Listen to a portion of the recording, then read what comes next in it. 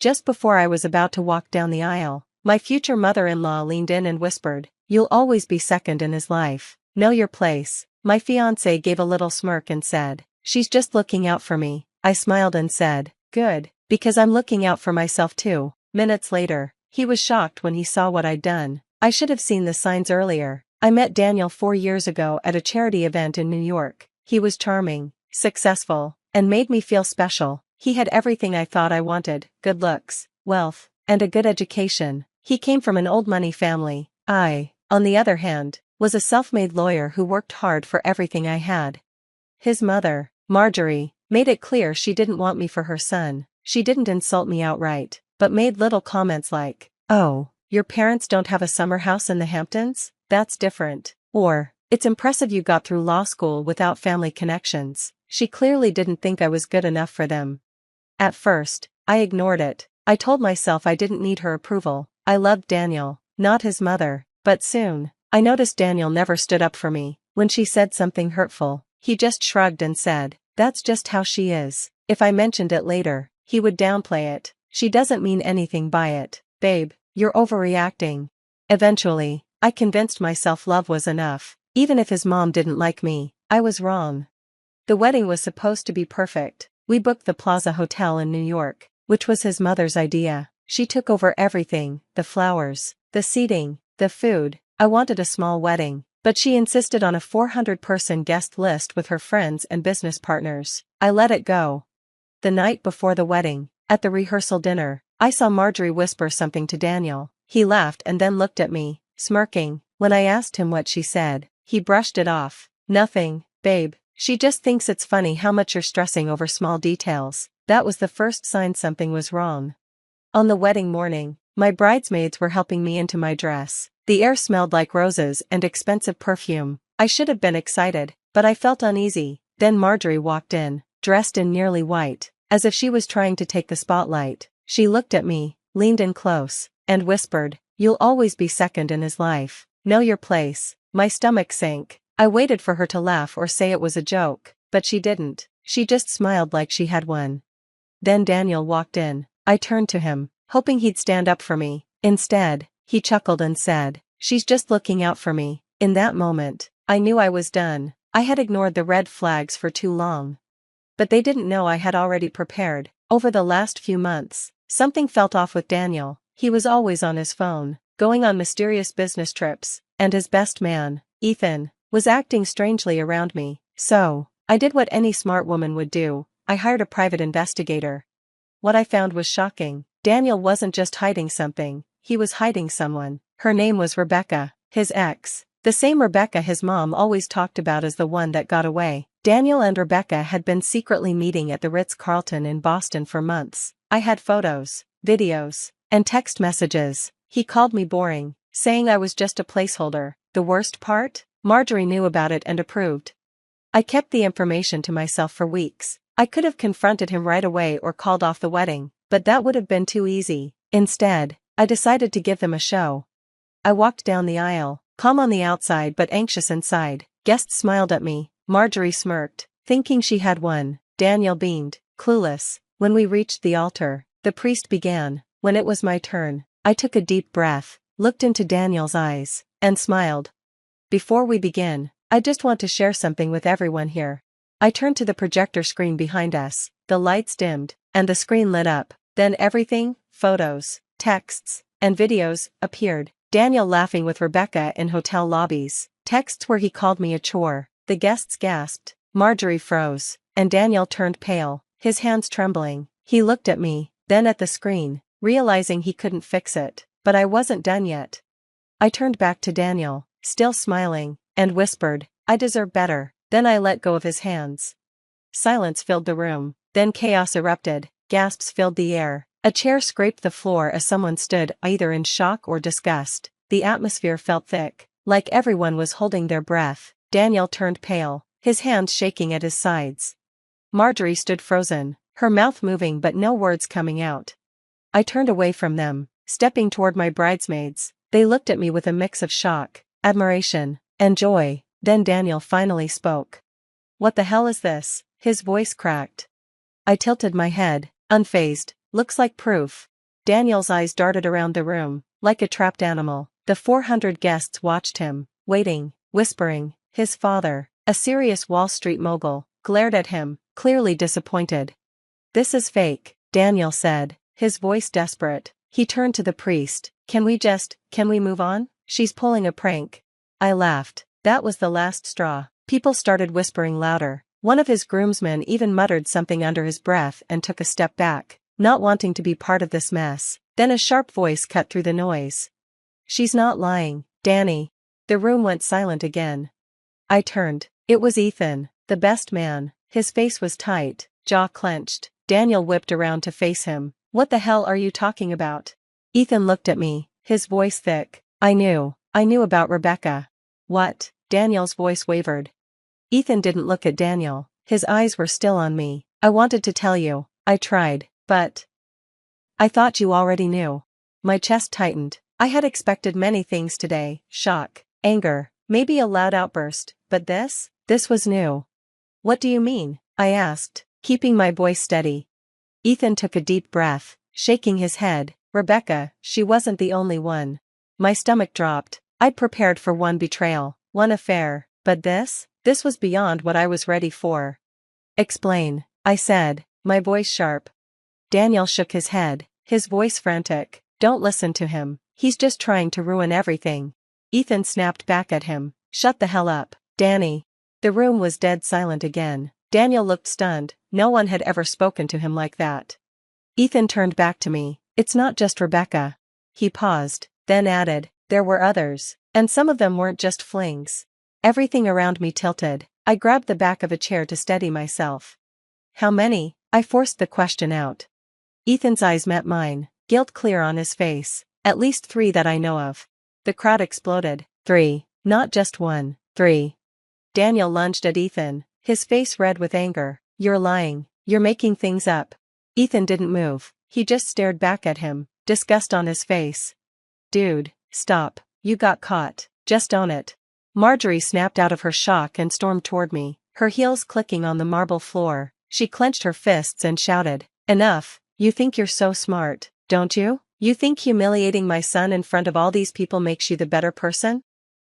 I raised an eyebrow and said, "Oh, honey, I don't think I know her." Marjorie's face twisted in anger. "You'll regret this," she warned. Then she raised her hand as if to slap me. The crowd gasped. But before she could touch me, Ethan stepped in. His face was cold and serious. He grabbed her wrist and held it firmly. "Don't even think about it," he said, his voice low and threatening. Marjorie froze, clearly surprised someone was standing up to her. Ethan leaned closer, speaking only to her. "Your son ruined his own life, not her." Marjorie's face twisted with rage. "You were supposed to be his best man. How dare you betray him?" Ethan's jaw tightened. "I'm tired of protecting a man who doesn't deserve it." For the first time, Daniel looked afraid.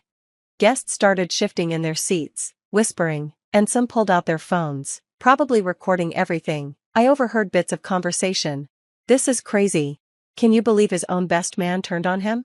The tension in the room was unbearable.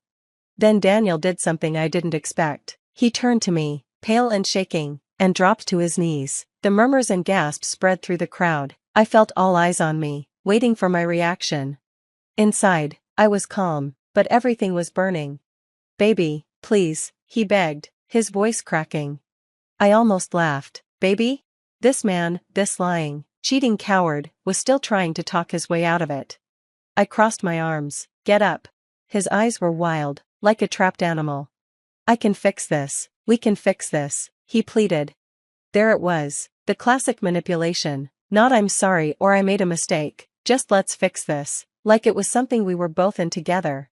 One of my cousins scoffed from the back. My bridesmaids whispered angrily, their faces a mix of shock and rage. "I don't think there's anything to fix, Daniel," I said coolly. I turned my back on him, letting the silence speak for itself. Then, a woman's voice cut through the silence. "Oh, you've got to be kidding me." Heads turned. A woman stepped forward from the crowd. She was tall and confident, wearing a deep green gown, but her face was filled with fury. Daniel's eyes widened in panic. "No, no, no," he muttered under his breath. Marjorie whipped around to face the woman. For the first time, She looked nervous. You. She started. I raised an eyebrow. Who the hell is this? The woman stormed up the aisle, her heels clicking sharply. She wasn't looking at me, her eyes were locked on Marjorie. How dare you lecture her about knowing her place when you've never known yours? The woman snapped. The room went silent. Daniel looked like he might pass out. Marjorie's lips pressed into a thin line. You shouldn't be here, she hissed. Oh, I should have been here a long time ago, the woman shot back, turning to me. You must be the fiancé? I corrected her with a cold smile, slowly becoming the ex-fiancé. The woman smirked. You might want to sit down for this. I didn't move. Who are you? I asked, keeping my voice steady. She tilted her head, then turned back to Daniel, her eyes sharp. I'm his father's mistress. Gasps filled the room. I swear I heard a champagne glass drop. Daniel looked like he might faint. Daniel's father, who had been quiet until now, stood up, his face red with anger. Catherine, he began, but... Catherine raised her hand to stop him. No, don't you Catherine me, she sneered, not after you dragged me into this mess. I glanced at Daniel, he looked like he wanted to disappear. Marjorie, Catherine continued, shaking with rage, you have no right to be here. She's fat. Marjorie spat. No right? Catherine laughed harshly. Sweetheart, I have more right than anyone. You think you're the only one who gets to play puppet master? You've been cheating on your husband for years, and now you want to act like some perfect society queen? Wait, what? I blinked, trying to process. The room went dead silent. Daniel turned slowly to his mother. Mom? His voice was uncertain. Marjorie's mouth pressed into a tight line. But Catherine wasn't done. Oh, poor Daniel, she mocked. Your mommy never told you she's been having an affair for years? And guess what? Your father knew. The room erupted. Daniel's father locked eyes with Marjorie, his face cold. Is it true? He asked, his voice dangerously quiet. Marjorie opened her mouth, but no words came out. Then she snapped. Are you really going to take the word of your expletive? The crowd gasped. Catherine smirked. Expletive, she repeated, her voice sharp. Big talk for someone who's been sleeping with the same tennis instructor for 6 years. Marjorie lost it and lunged at Catherine, but Daniel's father grabbed her wrist and stopped her. Enough, he said firmly. Marjorie stood there, staring at Daniel like her whole world had fallen apart. Mom, is this true? Daniel whispered, his voice breaking. Marjorie's nostrils flared. She looked around, from me to the guests, to the people watching the chaos unfold. I knew that look. It was the look of someone who had lost control. It doesn't matter, she snapped. This is between me and your father. But Daniel shook his head, disbelief washing over him. You made my entire life about being better than Dad, he whispered. You told me he was a disappointment, that he was the reason we had to be careful about our name. He let out a bitter laugh. But all this time, you were just like him. The room was thick with tension. I could see it in Daniel's face. Everything he believed was falling apart. I should have felt sorry for him. But I didn't. Because in that moment, I realized why he was the way he was. Marjorie had raised him to be cold, calculating, entitled, but now, she had been exposed just like him, and Daniel, for the first time in his life, looked truly alone. And me? I wasn't done yet. I took a slow step forward, locking eyes with him. You and your mother always looked down on me, I said, my voice calm, steady, and final. I let the silence stretch, letting my words sink in. But now, you're the ones covered in dirt. Just as I said that, the doors flew open with a loud bang. A new voice echoed through the ballroom. Sorry I'm late, did I miss anything?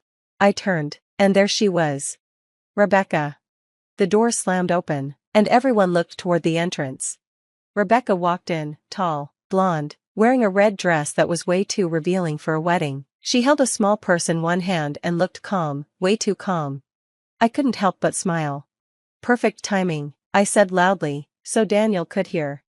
Daniel? I called out. He looked like he'd been hit in the stomach.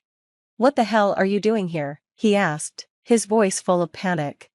Rebecca stepped forward, totally unfazed. Relax, sweetheart, you invited me. The whole room gasped. His fists clenched. I didn't. Rebecca pulled out her phone. No? Then who sent me this? She asked, showing everyone the screen. It was a message from Daniel, sent 2 nights ago. I can't stop thinking about you. I wish this wedding wasn't happening, you were always the one. The room went silent, then exploded with whispers. Is he serious? His fiancée is right there. I turned back to Daniel, raising an eyebrow. Interesting, you told me you hadn't talked to her in months. His face went pale. Rebecca smirked. Oh, honey, he's been talking to me for years. Daniel staggered back. That's not, he tripped over his words. Rebecca folded her arms. You're really going to deny it? Then she turned to me, calm and unaffected by the chaos. I wasn't going to come, she said. I thought I owed you that much, but then, she waved her phone. He begged me to meet him last night, so I decided to come and see the show. Another gasp from the crowd. Daniel spun to face me. She's lying. Rebecca laughed. Am I, babe? She checked her phone again. Daniel pulled his phone from his pocket, fumbling with it. His eyes widened as he read it. I knew what he saw, dozens of texts he had sent her just hours before the wedding, begging her to meet him secretly. Marjorie snapped. You idiot, she hissed. Do you have any idea what you've done? Her voice was sharp and full of rage. Daniel looked at her, stunned. Mom? You've humiliated this family, Marjorie continued, her voice low and threatening. You had one job, just one. Daniel blinked, looking like a little boy caught doing something wrong. You think this is about you? Marjorie snapped. Do you know how hard I worked to make this wedding happen? And now look at what you've done. Daniel flinched. I didn't, he began. Stop lying, Daniel. For the first time, Marjorie looked at him with nothing but disgust. You're pathetic. She's fat, Daniel muttered. The crowd exploded again. Daniel's father stayed silent, his jaw clenched. Ethan stood beside him, arms crossed. Daniel looked lost, like he finally realized there was no way out. Then he turned back to me. Please, his voice cracked. I messed up, but we can fix this. I stared at him for a long moment, then grabbed my bouquet and threw it in his face. Gasps filled the room, some even laughed. The bouquet hit his chest and fell to the floor. Daniel just stood there, shocked. I straightened my dress, turned to the guests, and smiled. Thank you all for coming, I said sweetly. The wedding is off, but please, enjoy the food, it's already paid for. Then I turned and walked away. And let me tell you, it was the best walk of my life.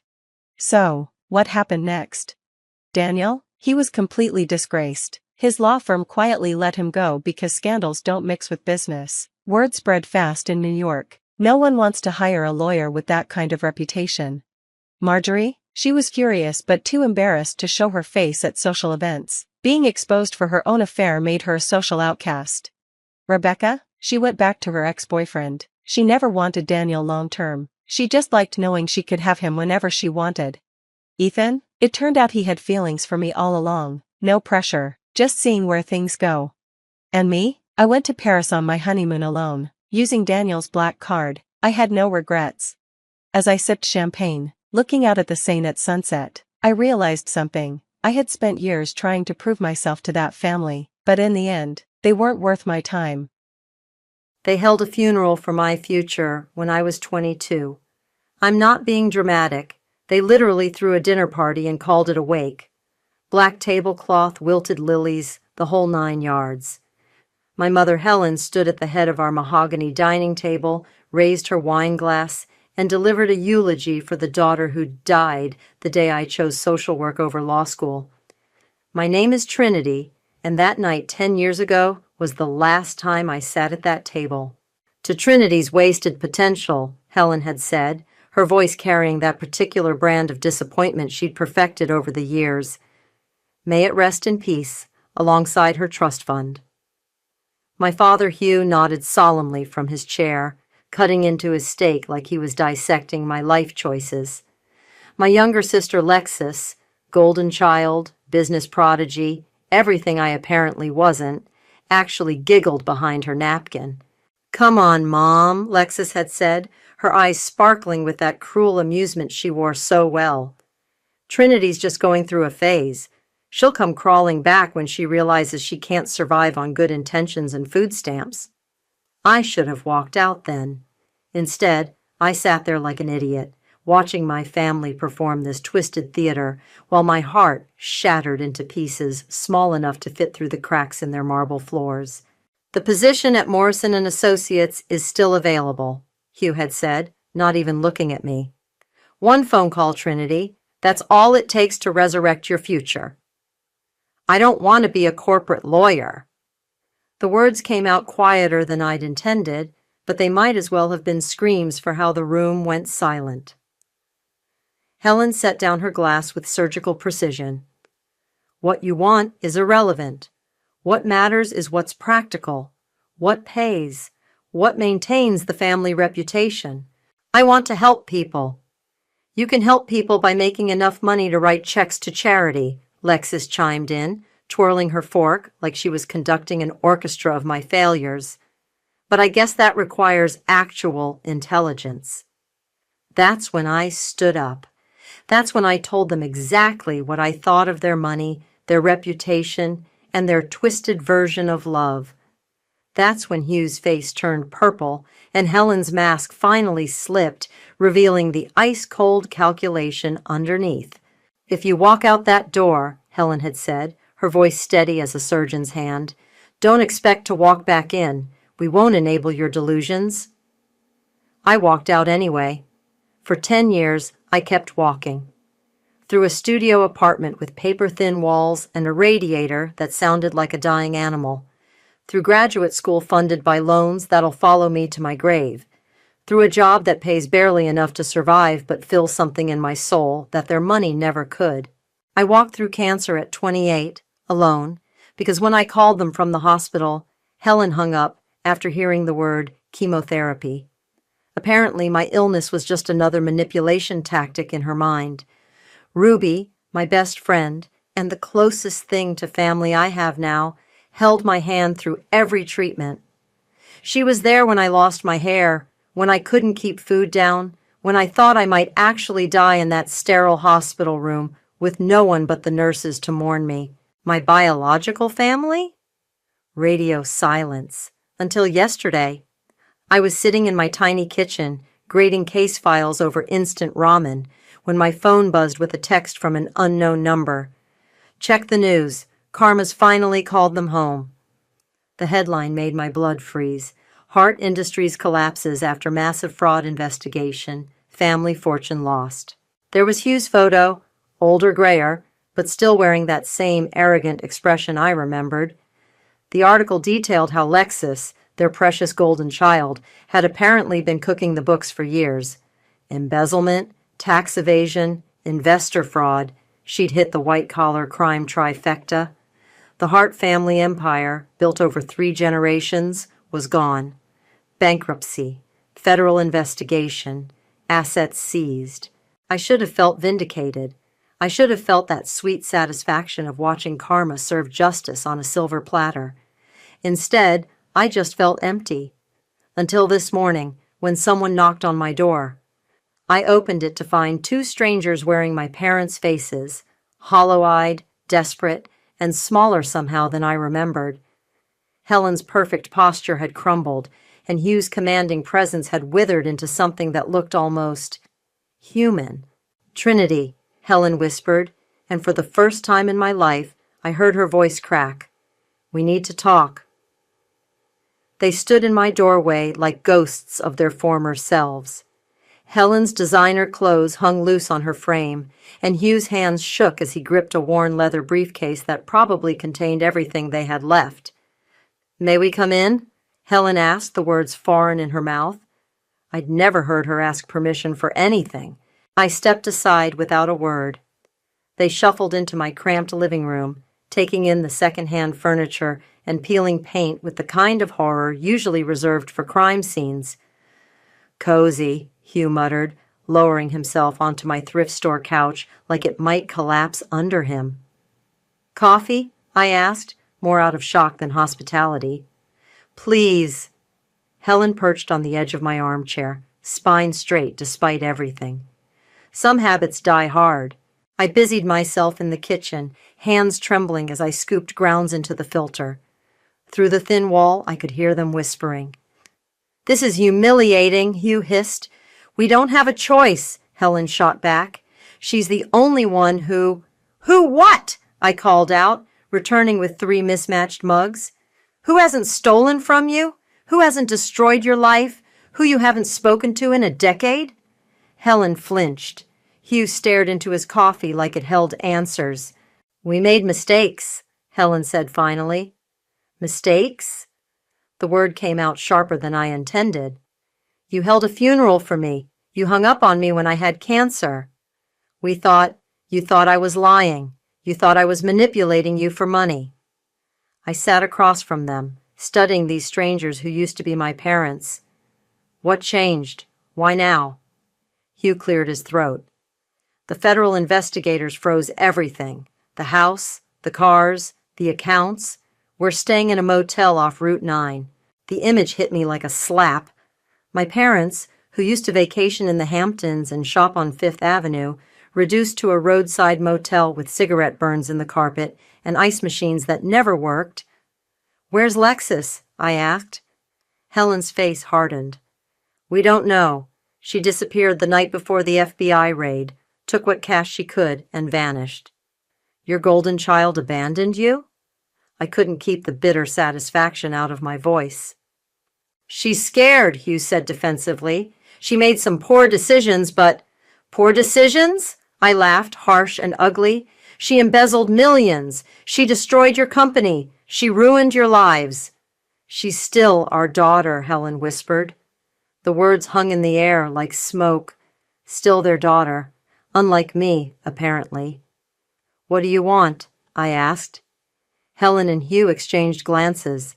Some silent communication passed between them, the kind that comes from 30 years of marriage. We heard you work in social services now, Hugh said carefully, that you have connections with housing programs, assistance programs. You want me to help you get welfare. The irony was so thick I could taste it. It's temporary, Helen said quickly. Just until we can figure out our next steps. We're not asking for money. Good, because I don't have any. Just guidance. Someone who knows the system. I stared at them, these proud people who'd rather die than accept charity, now begging their disowned daughter to help them navigate the very programs they'd probably voted to defund. You know what's funny? I said. When I was sick, when I was broke, when I was sleeping on Ruby's couch because I couldn't make rent, I would have given anything for you to care, for you to call, for you to show up. Helen's eyes filled with tears, real ones, not the crocodile variety she used to deploy at charity galas. We were wrong, she said. We were so wrong about everything. Were you, or are you just desperate? Before either could answer, my phone rang. Lexus's name flashed on the screen. I answered without thinking. Hello? Trinity. Lexus's voice was breathless, panicked. Are they there? Did they find you? They're sitting right here. Silence. Then, don't help them. Hugh leaned forward. Is that Lexus? Let me talk to her. I held up a hand, keeping the phone pressed to my ear. Trinity, listen to me, Lexus continued. Whatever they told you, it's not the whole truth. There are things you don't know. Things they did that... What things? I can't say over the phone, but please, whatever you do, don't trust them. Don't help them. They don't deserve it. The line went dead. Helen and Hugh stared at me expectantly. What did she say? Helen asked. I looked at my parents, broken, desperate, finally vulnerable, and felt something cold settle in my chest. She said she's sorry, I lied.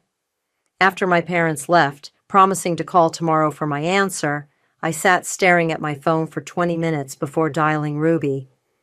They showed up, I said when she answered. Who showed up?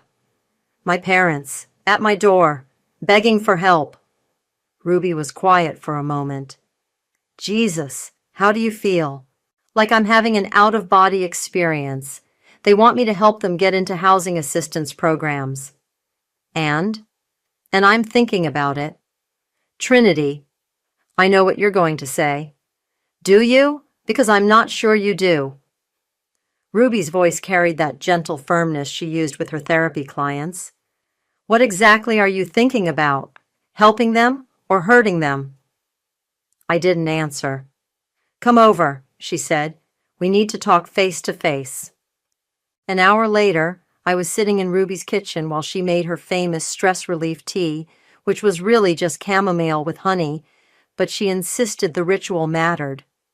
"Tell me about Lexus's call," she said, settling across from me. "She warned me not to trust them, said there were things I didn't know." "What kind of things?" She wouldn't say over the phone. Ruby stirred her tea thoughtfully. "You know, when we were kids, my grandmother used to tell me about karma. She said it wasn't about revenge, it was about balance, the universe correcting itself." "Your point?" "My point is that maybe the universe already corrected itself. Your parents lost everything. Your sister destroyed their lives and abandoned them. Maybe that's enough." I pulled out my laptop. I need to understand what really happened.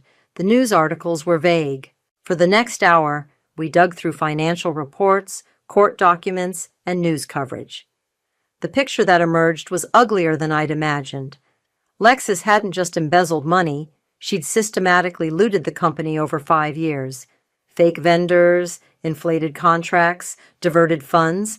She'd stolen from employee pension funds, charity donations, even the college scholarship program my grandfather had established. "Look at this," Ruby said, pointing to a document on her screen. "She took money from the Children's Hospital Fund, the one your family donated to every year." My stomach turned. She stole from sick kids. "Gets worse. See this transaction from 3 months ago?" Ruby clicked on another file. She cleaned out what was left of the emergency fund right before the investigation started. She knew it was coming. She left them with nothing. The words came out flat, emotionless. "Trinity, there's something else." Ruby's voice was careful. "Look at the dates on these transactions." I leaned closer. The largest thefts had occurred over the past 2 years, including several during the months I was in treatment. "She was stealing while I was dying," I whispered, "while your parents were refusing to help you with medical bills because they claimed money was tight." The room went silent except for the hum of Ruby's refrigerator. "They had money," I said slowly. "They just didn't know Lexus was taking it. Or they did know and chose to blame you instead of facing the truth about their golden child." My phone buzzed, text message from an unknown number. "We need to meet. There's more you need to know about what really happened." I showed Ruby the screen. "Don't," she said immediately. "Whatever game she's playing, don't get involved." "What if she's telling the truth? What if there's more to this?" "Then let the FBI figure it out. Your job isn't to solve your family's problems." But I was already typing back. "Where?" The response came immediately. "Riverside Park, bench by the duck pond, 1 hour, come alone." Ruby grabbed my wrist. "Trinity, listen to me. You're not thinking clearly, you're angry, and you want revenge, and I get it, but this isn't the way." "What way? I haven't decided anything yet." "Haven't you? You're already planning something. I can see it in your eyes." She was right. Sitting in that kitchen, surrounded by evidence of my family's destruction, something cold and calculating had awakened in my chest. For 10 years, I'd been the victim, the abandoned daughter, the sick girl with no family. But now I had power. They needed me. "What if I helped them?" I said quietly. That would be the bigger person thing to do. What if I helped them into the worst possible situation? What if I made sure they experienced exactly what I went through? The humiliation, the desperation, the complete loss of dignity. Ruby set down her mug with a sharp clink. "That's not help. That's revenge." "Maybe they're the same thing." "Trinity." "They held a funeral for me, Ruby. They celebrated my failure. They abandoned me when I was dying." My voice was rising. "And now they want me to save them? After everything? So you're going to become them? You're going to be just as cruel?" "I'm going to give them exactly what they gave me. Nothing." Ruby stood up. "Then you're not the person I thought you were." Her words hit like a slap, but I was already reaching for my jacket. "I have to go meet Lexus." "Don't do this." I paused at her door. Do what? Find out the truth? Use that truth to hurt people who are already broken. I left without answering, but her words followed me into the night. Lexus was already at the bench when I arrived, hunched over her phone like she was trying to disappear into it. She looked terrible. Designer clothes wrinkled, hair unwashed, dark circles under her eyes that makeup couldn't hide. You came, she said without looking up. You said there was more I needed to know. She finally raised her head. Up close, she looked older than her 29 years. Sit down. I remained standing. Talk. They're not innocent victims, Trinity. Mom and Dad knew what I was doing. Bullshit. I'm serious. She pulled out a tablet, swiped to a folder labeled Insurance. Look at these. Email threads filled the screen. Messages between Lexus and our parents dating back 3 years. My blood went cold as I read. From Hugh. The quarterly reports look suspicious. Are you sure the numbers are accurate? From Lexus. Everything's fine, Dad. Trust me. From Helen. The auditors are asking questions about the charity fund transfers. From Lexus. I'll handle it. Just keep them busy with other projects. They knew, Lexus said quietly. Maybe not the full extent, but they knew something was wrong, and they let me handle it because the money kept coming in. I scrolled through more messages, my hands shaking. This doesn't prove they knew you were stealing. Keep reading. The emails got more explicit. References to creative accounting and flexible interpretations of financial regulations. Hugh asking Lexus to make the numbers work for investor meetings. Helen suggesting they postpone the audit until after the holidays. They were complicit, Lexus said. Not masterminds, but they turned a blind eye because business was good. Why are you showing me this? Because they're going to blame everything on me. They already are. And when you help them... Who says I'm helping them? Lexus laughed bitterly. Please, you're Trinity. You help everyone. It's your thing. My thing? The savior complex. The need to fix broken people. It's why you became a social worker instead of making real money. The old sting of her condescension hit me, but I pushed it aside. If they knew what you were doing, why didn't they stop you? Because stopping me meant admitting they'd been living off stolen money for years. Their house, their cars, their lifestyle, all funded by my creative solutions. She closed the tablet. They chose willful ignorance. And you chose to steal from sick children. Her face crumpled. I know how bad it looks. But it started small, just moving money around to cover cash flow problems. Then it got bigger, and I couldn't stop without exposing everything. So, you kept stealing? I kept trying to fix it. Every theft was supposed to be the last one, just enough to buy time to make things right. Until you cleaned out the emergency fund and ran. I panicked, okay? The FBI was closing in, and I knew if I stayed, I'd drag everyone down with me. I stared at her, this woman who used to be my sister. You left them to face the consequences alone. I saved them from criminal charges. If I'd stayed, they would have been arrested too. How noble of you. Trinity, I'm trying to make this right. I have money hidden. Not much, but enough to help them get back on their feet. But I need your help to get it to them without the feds tracing it. You want me to help you launder money. I want you to help me take care of our parents. Our parents? The words came out like acid. They're not my parents. They made that clear 10 years ago. They made a mistake. They held a funeral for me, and I laughed, Lexus shouted back. I sat there and laughed while they destroyed you, and I've regretted it every day since. The admission hung between us like a physical thing. You think saying sorry fixes it? I asked. No, but maybe helping them does. Maybe this is our chance to be better than they were. I looked at her, really looked. The desperation in her eyes was real. The guilt was real. But so was the manipulation, the same calculated charm she'd used our whole lives. There's something else, she said quietly. About when you were sick. My blood froze. What about it? Dad wanted to help. He called the hospital, tried to pay your bills. Mom stopped him. You're lying. I have the phone records. He called you 17 times during your treatment. Mom made him hang up every time. The world tilted. Why?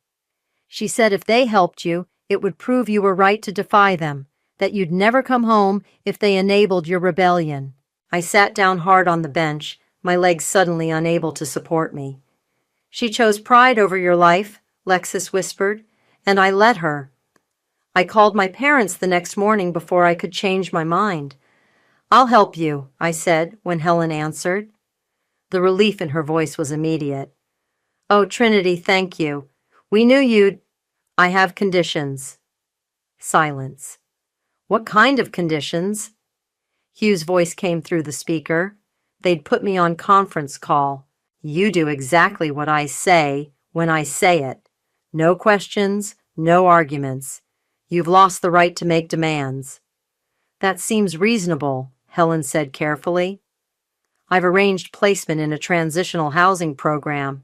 It's specifically designed for people in your situation, professionals who've experienced sudden financial hardship.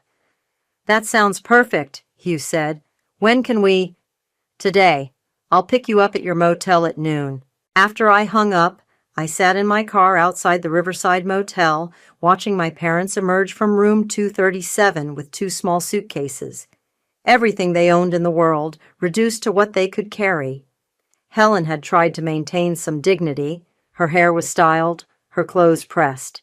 But Hugh looked broken. His shoulders sagged as he loaded their bags into my trunk.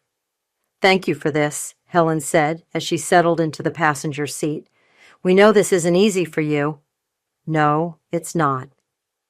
Hugh climbed into the back. Where exactly is this facility? Downtown. It's called New Horizons. I've heard of it, Helen said. Don't they help homeless people? Among others. The drive across town was tense. My parents kept trying to make conversation, asking about my work, my apartment, anything to fill the silence. I gave short answers, focused on the road. Trinity, Hugh said as we stopped at a red light, I need to tell you something. What? When you were sick, I wanted to help. I tried to call you. My hands tightened on the steering wheel. Did you? Your mother thought it was best if we maintained boundaries. She said if we helped you, you'd never learn to stand on your own. Helen's head snapped toward him. Hugh? She needs to know, he said firmly. I called the hospital. I spoke to your doctor. I wanted to pay your bills, but Helen said... I said we needed to be consistent, Helen interrupted. We'd made a decision as a family. You made a decision, Hugh shot back. I wanted to be there for her. And undermine everything we'd worked for. Show her that defying us had no consequences? She had cancer, Helen! The car behind us honked. The light had turned green. I drove in silence while my parents argued in the background, their voices becoming white noise as Lexus's revelation played on repeat in my head. He'd tried to help. He'd wanted to be there. Stop, I said quietly. They kept arguing. Stop!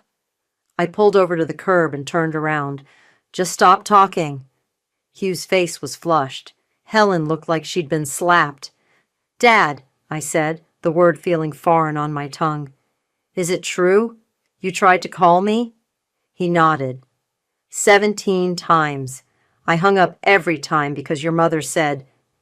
Because I was trying to protect this family, Helen said. Someone had to be the adult. The adult? I laughed, harsh and bitter. The adult would have put their child's life before their pride. We thought you were manipulating us, using your illness to... To what? Get attention? Get money? I turned back around, gripping the steering wheel. I was dying, Mom. I was 28 years old and dying, and you thought I was playing games. We made mistakes, Hugh said quietly. You made choices. There's a difference. I pulled back into traffic. The rest of the drive passed in silence. New Horizons sat on a busy street downtown, a converted warehouse with small windows and a faded sign. It wasn't the worst place in the city, but it wasn't the upscale facility my parents were expecting. "This is it?" Helen asked as we parked. "This is it." Colby met us at the entrance. He'd been a family friend once, back when my parents moved in different circles. Now he managed intake at the shelter. "Helen, Hugh," he said with professional courtesy. "Trinity told me about your situation. We'll take good care of you."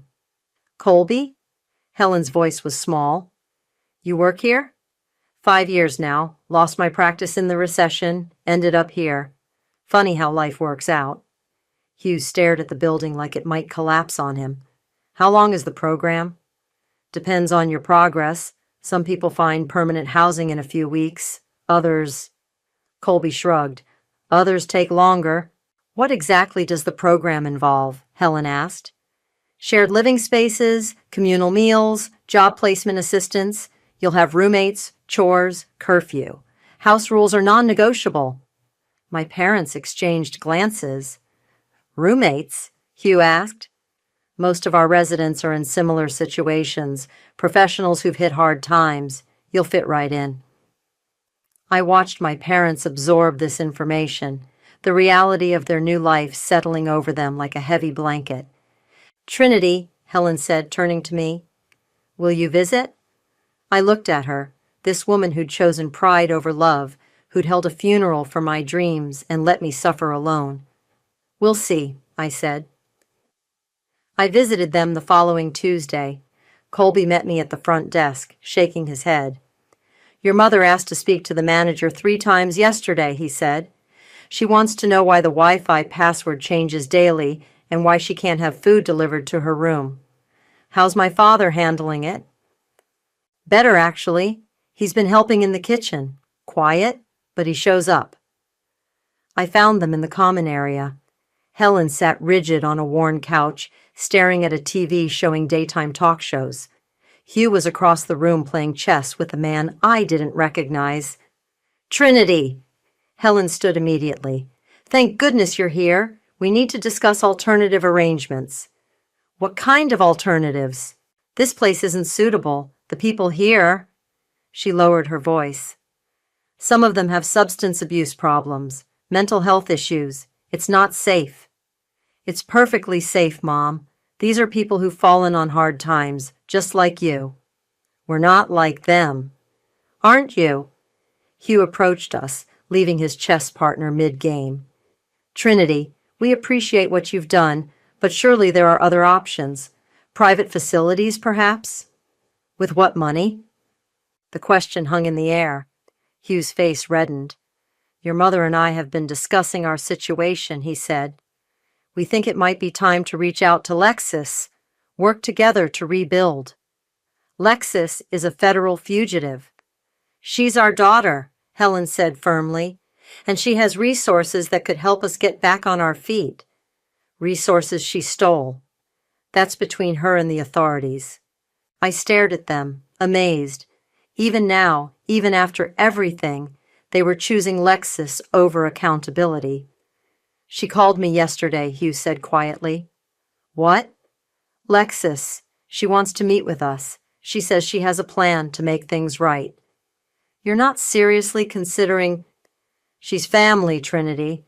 Whatever she's done wrong, she's still our daughter." "And what am I?" The question came out sharper than I intended.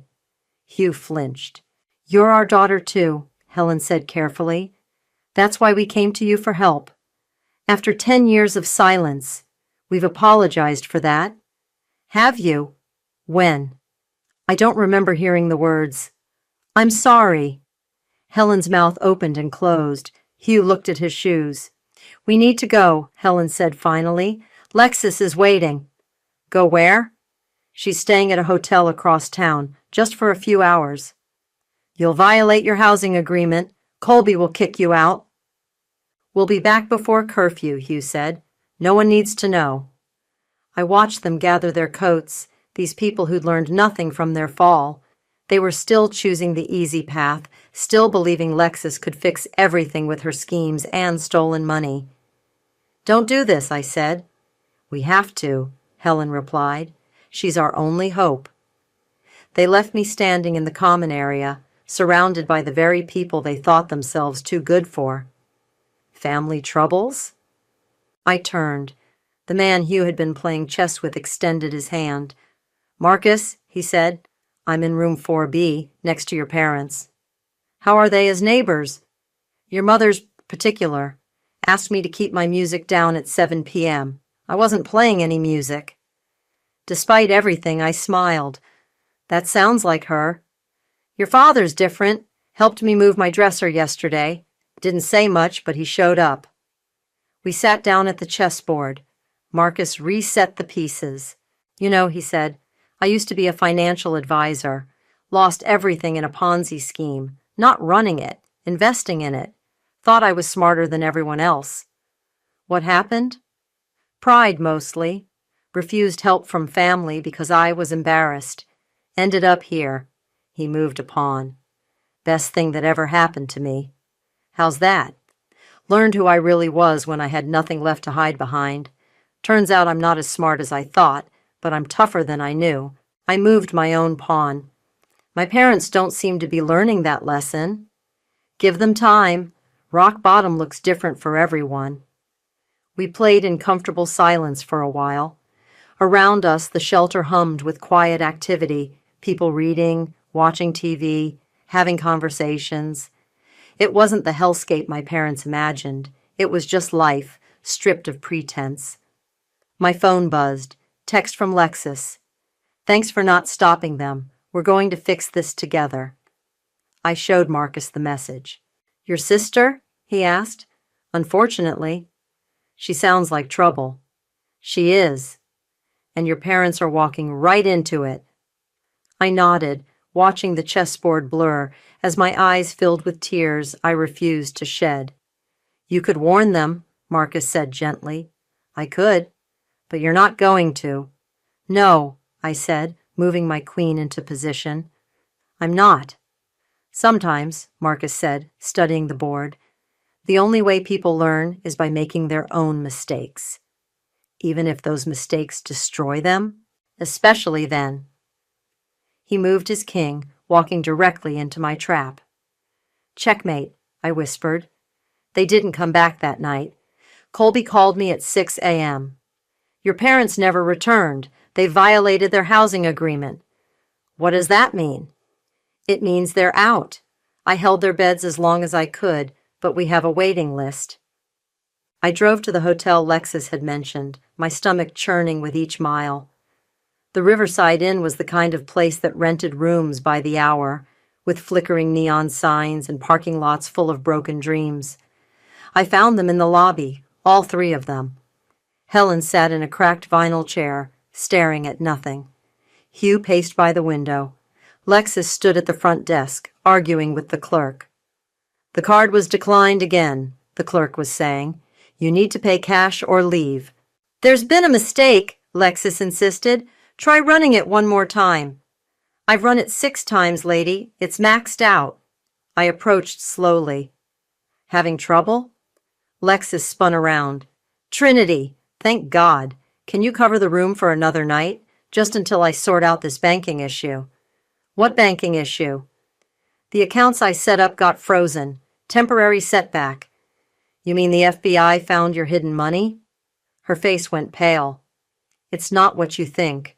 It's exactly what I think. I looked at my parents. How long have you been here? 2 days, Hugh said quietly. Lexus said she had everything arranged, but her stolen money got confiscated and now you're homeless. We're not homeless, Helen said sharply. This is temporary. Is it? Because Colby kicked you out of the shelter. You have nowhere to go. We have each other, Lexus said desperately. We can figure this out as a family. Family? The word came out like a curse. You destroyed them, Lexus. You stole their money, ruined their reputation, and now you've gotten them kicked out of the one place that would help them. I was trying to fix things. By dragging them into another one of your schemes? The hotel clerk cleared his throat. Ladies, you need to settle your bill or I'm calling security.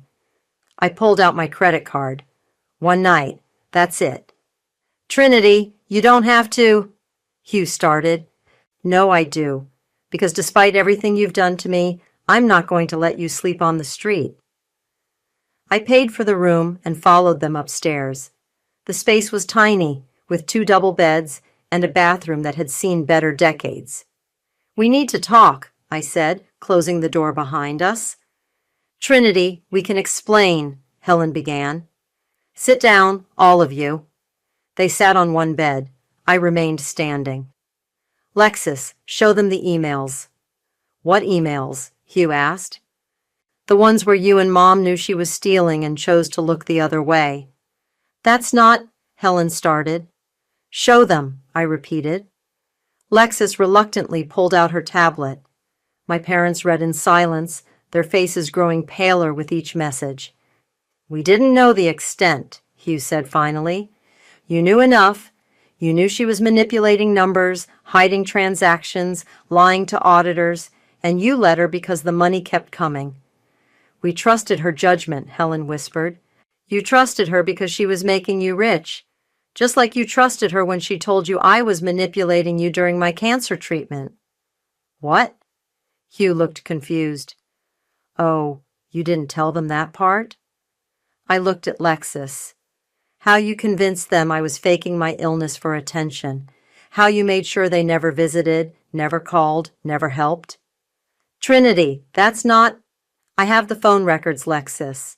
Dad called me 17 times. You and Mom made him hang up every time. Hugh turned to stare at his wife.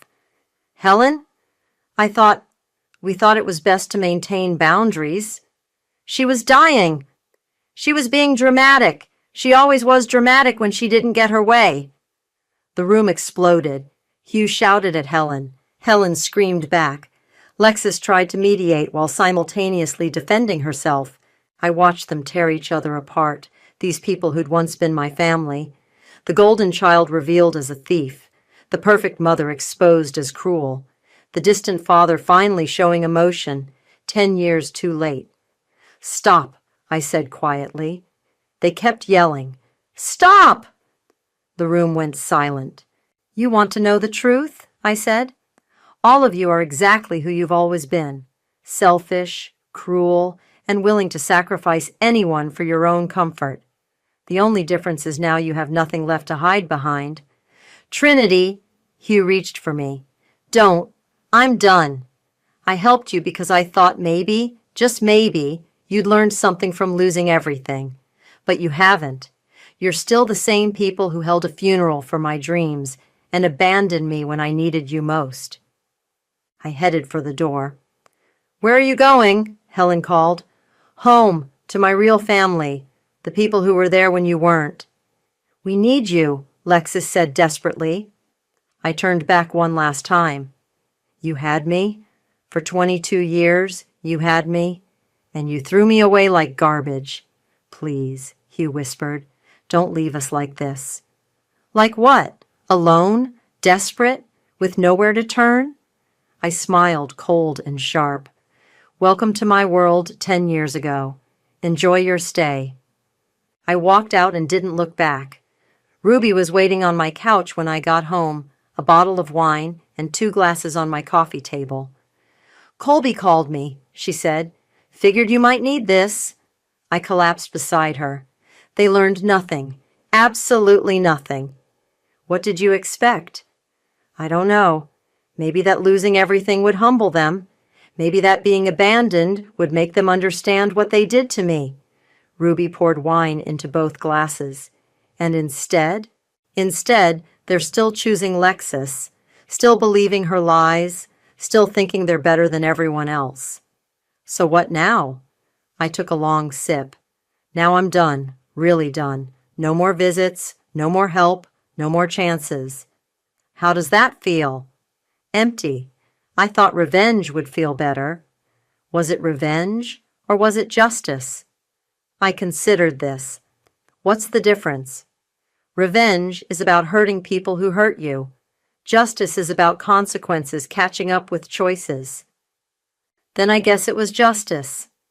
We sat in comfortable silence, drinking wine and watching the sun set through my small window. My phone rang. Unknown number. "Don't answer it," Ruby said. I answered anyway. "Hello? Trinity?" The voice was barely a whisper. "It's Mom." "What do you want, Helen?"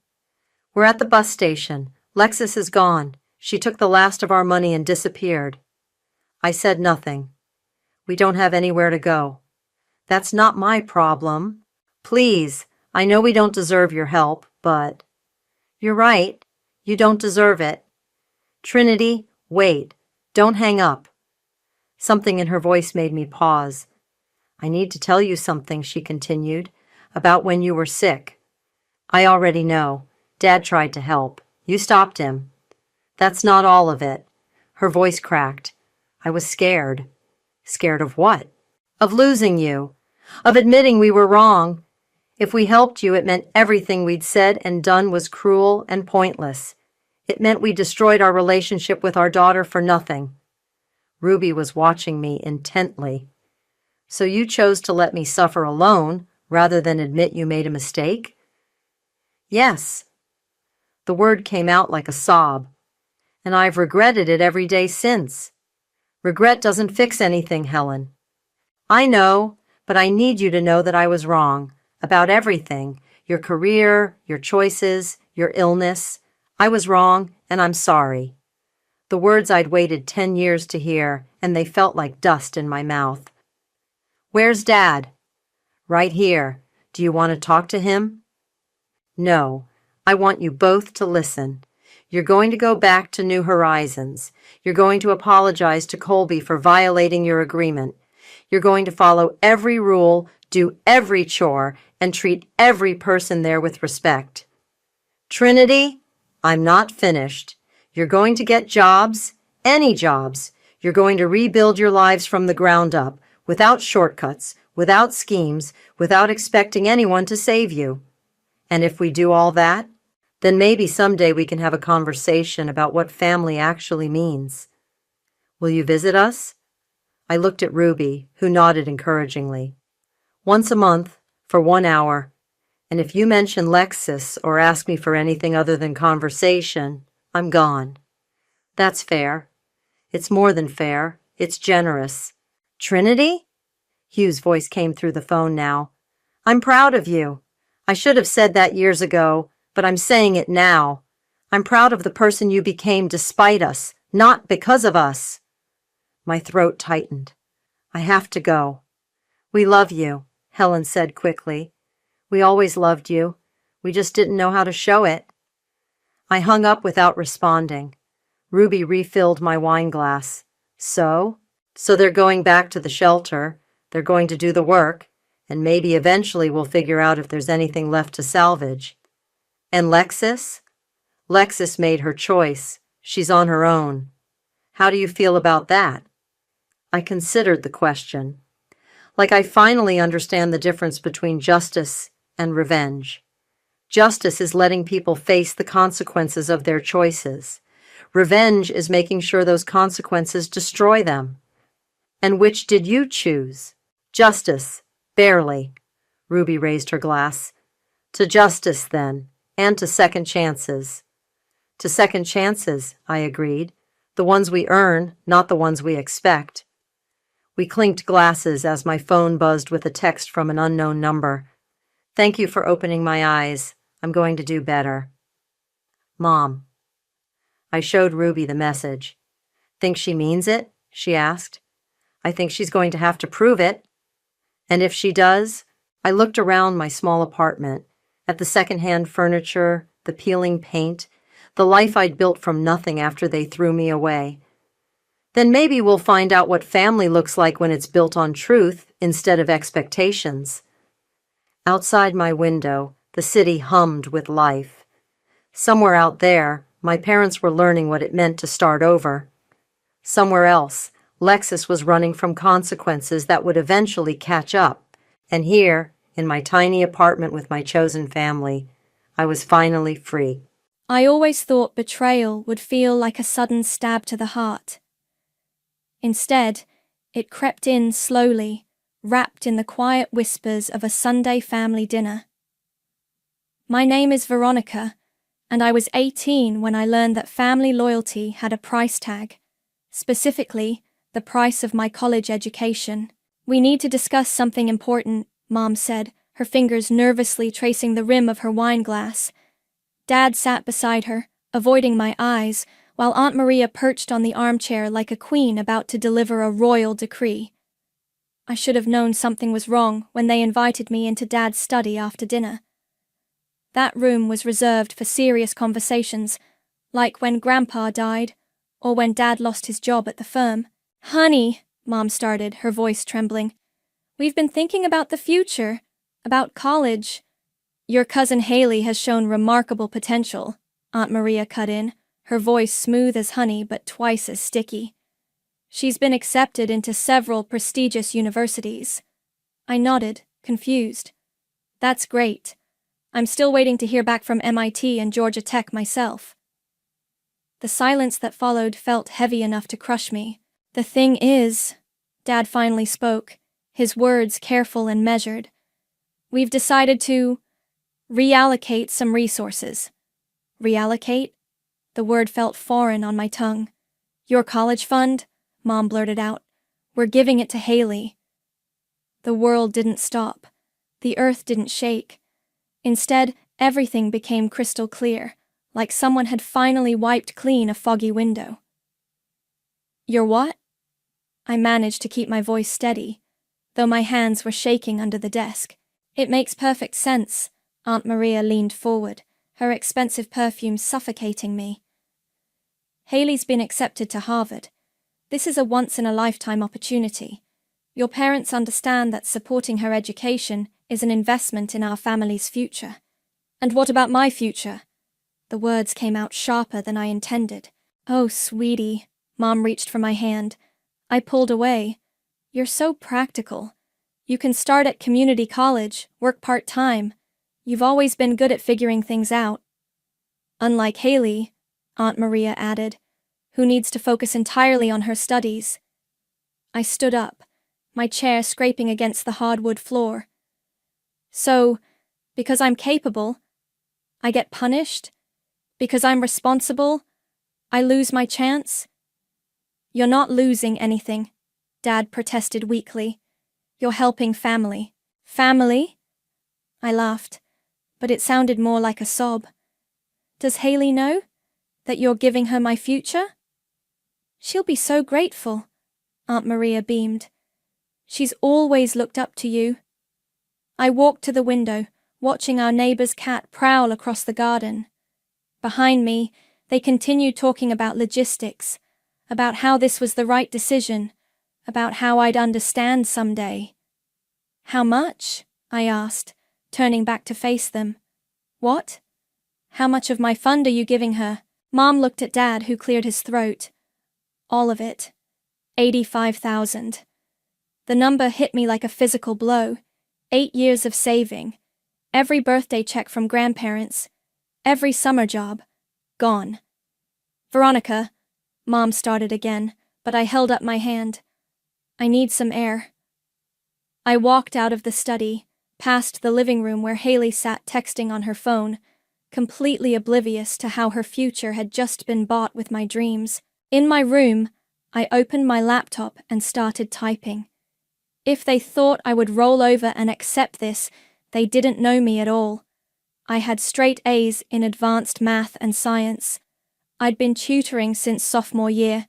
I knew how to build websites. My phone buzzed. A text from Patrick, my computer science teacher, who'd become a mentor of sorts. "How'd the family dinner go?" I stared at the message, then typed, "Can we meet tomorrow? I need business advice." His reply came instantly. "Coffee shop, 4 p.m. Perfect. I looked at my reflection in the dark window. The girl staring back wasn't a victim. She was someone who'd just been underestimated for the last time. They thought they were teaching me about family loyalty. Instead, they were about to learn a lesson about consequences. I opened a new document and started typing. Business plan. Online tutoring platform. Let Haley have Harvard. I had something better. Motivation and revenge, I was discovering, made an excellent business partner. You're either incredibly brilliant or completely insane, Patrick said, stirring his coffee as he reviewed my business plan. Maybe both. The coffee shop buzzed with afternoon activity, providing perfect cover for our conversation. 3 months had passed since that fateful family dinner, and I'd spent every free moment building my secret empire. The market's saturated with tutoring services, he continued, but your approach... He tapped the screen where my prototype website glowed. This is different. Most platforms just connect tutors with students, I explained, leaning forward. Mine provides structured courses, progress tracking, and personalized study plans. Plus, I'm focusing exclusively on STEM subjects. And you're doing this while maintaining a 4.0 at community college? I smiled tightly. Sleep is overrated. Veronica, Patrick's voice softened. You don't have to prove anything to them. I'm not. I started, but he cut me off with a look. I've known you since you were 15. This isn't just about building a business. Before I could respond, my phone buzzed. Mom's text read, Family dinner tonight. Haley wants to share her Harvard experiences. Speaking of proving things, I muttered, showing Patrick the message. Are you going? Have to. Missing family dinners would raise suspicions. That evening, I sat through another excruciating performance of The Haley Show, picking at my mother's lasagna while my cousin dominated the conversation.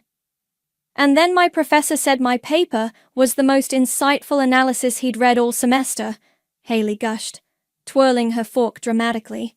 That's wonderful, sweetheart, Aunt Maria beamed. Isn't it amazing what she's achieving? I bit back the urge to mention that my online calculus course had the highest student satisfaction rating in the state. Instead, I smiled and asked, How's the social life, Haley? Oh my God, the parties are incredible. Last weekend. Parties? I interrupted innocently. I thought you needed to focus entirely on your studies. A moment of awkward silence followed, before Dad cleared his throat. How's community college, Veronica? It's fine, I said, stabbing a piece of garlic bread. I'm managing. She's always been so practical, Aunt Maria said, as if practical was a terminal illness. Not everyone is meant for prestigious universities. Under the table, my hands clenched into fists, my phone vibrated, a notification from my business dashboard. Another 50 students had signed up for my advanced physics course. Excuse me, I said, standing up. I need to use the bathroom. In the hallway, I checked my phone. The new enrollments would add another $5,000 to my monthly revenue. I was already making more than Dad's salary, and nobody had a clue. You okay? Mum's voice startled me. She stood in the hallway, concern etched on her face. Just tired. Working extra shifts at the library. She touched my arm. I know things have been hard, but we're so proud of how you're handling everything. I wanted to laugh, or cry, or both. Thanks, Mum, I managed, then escaped back to the dining room. Later that night, I met Patrick at his home office. He'd been letting me use it as my business headquarters after hours. Your server crashed again, he said by way of greeting. You need better infrastructure. I dropped into a chair, exhausted. I know. The growth is happening faster than I anticipated. Speaking of growth, he turned his monitor toward me, showing a spreadsheet. You've hit 6 figures in monthly revenue. It's time to incorporate properly. And risk them finding out? Veronica, he leaned back, fixing me with a serious look. You're not just running a side hustle anymore. This is becoming a real company. You need to protect yourself legally. I stared at the numbers on the screen. He was right, of course. What had started as a revenge-fueled project was evolving into something bigger than I'd imagined. Fine, I conceded. But we keep it quiet. As far as my family knows, I'm still just scraping by at community college. While secretly building an education technology empire, Patrick smirked. You know, someday, this is going to make one hell of a story. Someday, I agreed, opening my laptop to review student feedback. But for now, let them think what they want. Let them believe Haley is the family's only hope for success. You're playing a dangerous game. I thought about the look on Aunt Maria's face when she'd dismissed me earlier. About the way my parents had given away my future without a second thought. No, I said, my fingers flying across the keyboard as another batch of enrollment notifications came in. I'm not playing at all. This is dead serious. The news broke during another mandatory family dinner, but this time, the star of the show was conspicuously absent. Haley's taking a break from Harvard, Aunt Maria announced, her voice brittle as thin ice. Just for a semester. To find herself. I paused mid-bite, my fork hovering over my plate. Mom and Dad exchanged worried glances. Find herself? Dad asked carefully. What exactly does that mean? She's been under so much pressure. Aunt Maria dabbed at her eyes with a napkin. The academics, the social obligations, it's all so demanding. The parties must have been exhausting, I muttered into my water glass. Mom shot me a warning look. What about the money? The silence that followed was deafening. Gone, Aunt Maria whispered. All of it. The tuition, the housing deposits, the emergency fund. She needed to maintain a certain lifestyle to network properly. My phone buzzed in my pocket, probably another notification about my company's growing user base. I'd just hired my 20th employee last week. But surely there's something left. Dad's voice had taken on the same desperate tone I remembered from when he'd lost his job. She's in Bali, Aunt Maria said, as if that explained everything.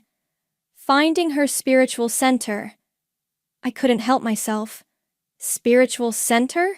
That's what we're calling it when someone blows through $85,000 in less than 2 years? Veronica! Mom scolded. No, let her speak. Aunt Maria's eyes narrowed. You've always been jealous of Haley's opportunities. I laughed, and the sound seemed to startle everyone at the table. Jealous? Of what? Her ability to waste other people's money? You don't understand the pressures. You're right, I stood up, my chair scraping against the floor. I don't understand pressure. I only work full-time while taking a full course load at community college. What would I know about pressure? I left the dining room, but not before hearing Dad's quiet question to Aunt Maria. What about paying it back? In my old bedroom, I opened my laptop and checked my company's latest figures. We'd just crossed the $1 million monthly revenue mark. Patrick had been right about incorporating. We now had offices in 3 cities. A soft knock at my door interrupted my thoughts. Come in. Mom entered, looking tired. That wasn't very kind downstairs. Neither was giving away my college fund. She sat on my bed, smoothing the comforter with trembling hands. Your father and we're in trouble, Veronica. What kind of trouble? Financial, she whispered.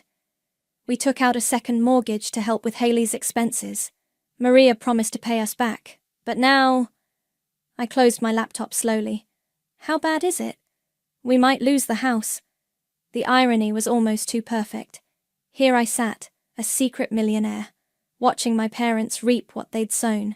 Have you talked to a financial advisor? I asked, keeping my voice neutral. We can't afford one. Mom's laugh was hollow. We can barely afford groceries. My phone buzzed again. A text from Patrick. Major tech company wants to acquire us. 9 figures. Call me. Maybe I can help, I said carefully. I've been studying financial management at school. Mom patted my hand. That's sweet, honey, but this is beyond a student's understanding. We need a miracle. I bit back a smile. A miracle, or just a daughter they'd underestimated? Later that night, I met Patrick at our usual spot. They want to buy us out completely, he said, sliding the offer letter across the table. You could walk away now, never work another day in your life. I stared at the number of zeros on the page. Not yet. This is about your family, isn't it? They need to understand, I said, pushing the letter back to him. Counteroffer. I want to retain majority control. Patrick studied my face. You're planning something. Let's just say Karma's about to make a house call.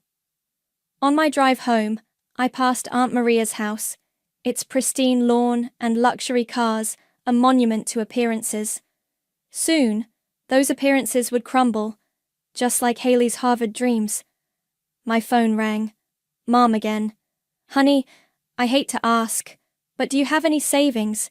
Even a few hundred would help right now. I smiled into the darkness.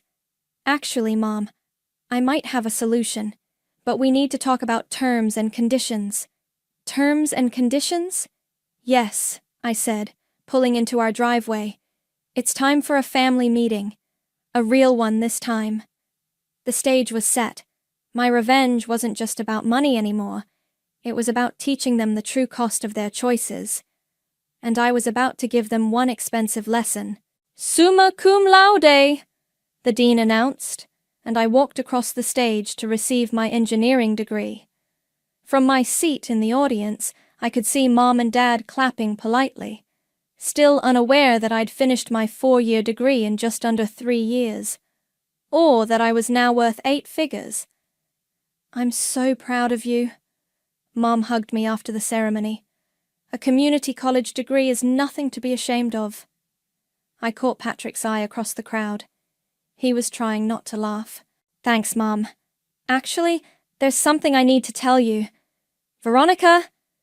Aunt Maria's voice cut through the crowd like a knife. She was wearing designer sunglasses that probably cost more than my parents' monthly mortgage payment. How quaint. Is this the whole graduation ceremony? Maria, Dad said weakly, I didn't know you were coming. Of course, family supports family. She air-kissed my cheeks. Have you heard from Haley? She's starting a yoga retreat in Thailand. Very exclusive. Still finding herself? I asked innocently. That's quite a long search. Before Aunt Maria could respond, my phone rang. I stepped away to take the call. The acquisition papers are ready, my lawyer said. Are you sure about the terms?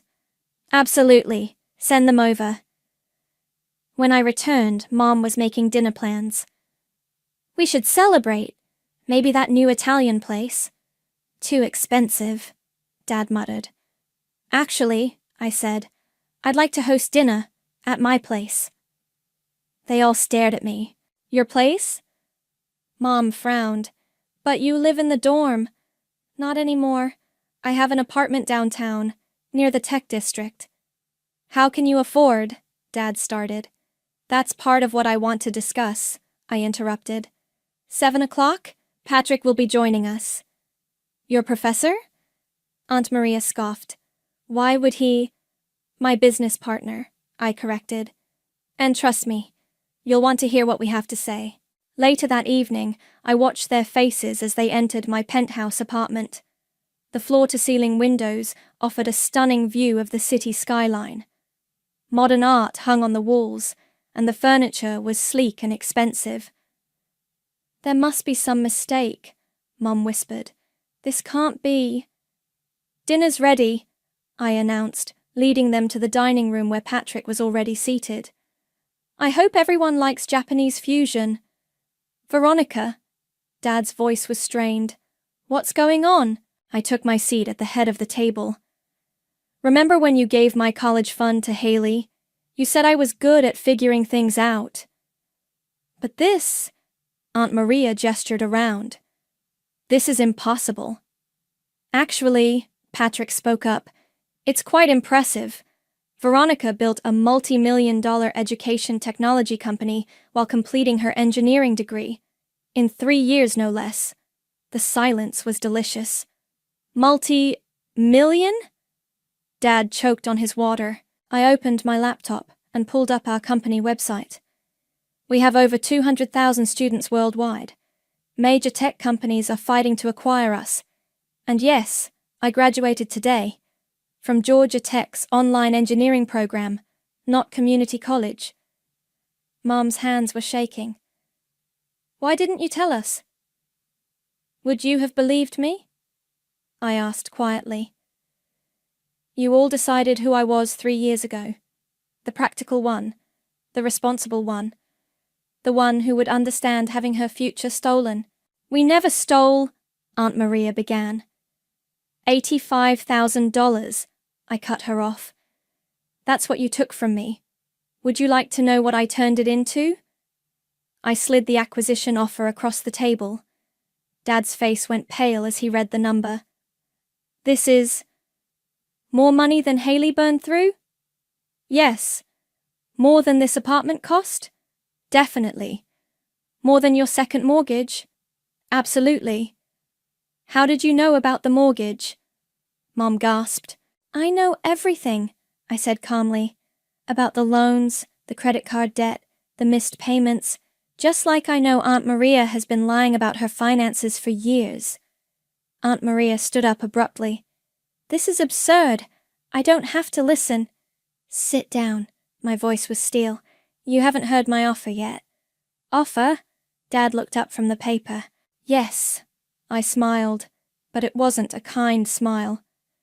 I'm prepared to help you all out of this financial mess, but there will be terms, conditions, and this time, I'll be the one setting them. Patrick raised his glass. I believe this is what they call a turning of the tables. You can't be serious, Aunt Maria sputtered. Oh, but I am, I said, opening a folder containing carefully prepared documents. Now, who would like to hear my terms? The look on their faces was worth every sleepless night, every missed party, every moment of the past 3 years. Revenge, it turned out, was best served with a side of success. These terms are outrageous. Aunt Maria slammed the document down on my dining table. You can't possibly expect us to agree to this. Actually, I leaned back in my chair, I expect you'll find them quite reasonable, considering the alternative is bankruptcy. Dad was still reading, his hands trembling slightly. Full financial transparency, monthly audits, approval needed for any purchase over $500. And this ridiculous clause about family dinners? Aunt Maria sneered. My favorite part, I smiled. No more mandatory family gatherings unless I initiate them. No more comparing cousins. No more talk about Haley's spiritual journey. She's finding herself, Aunt Maria protested. On my parents' dime, I countered. Speaking of which, let's discuss the repayment schedule. Mom hadn't spoken yet. She sat there, staring at her hands, tears sliding silently down her cheeks. The interest rate is fair, Patrick pointed out.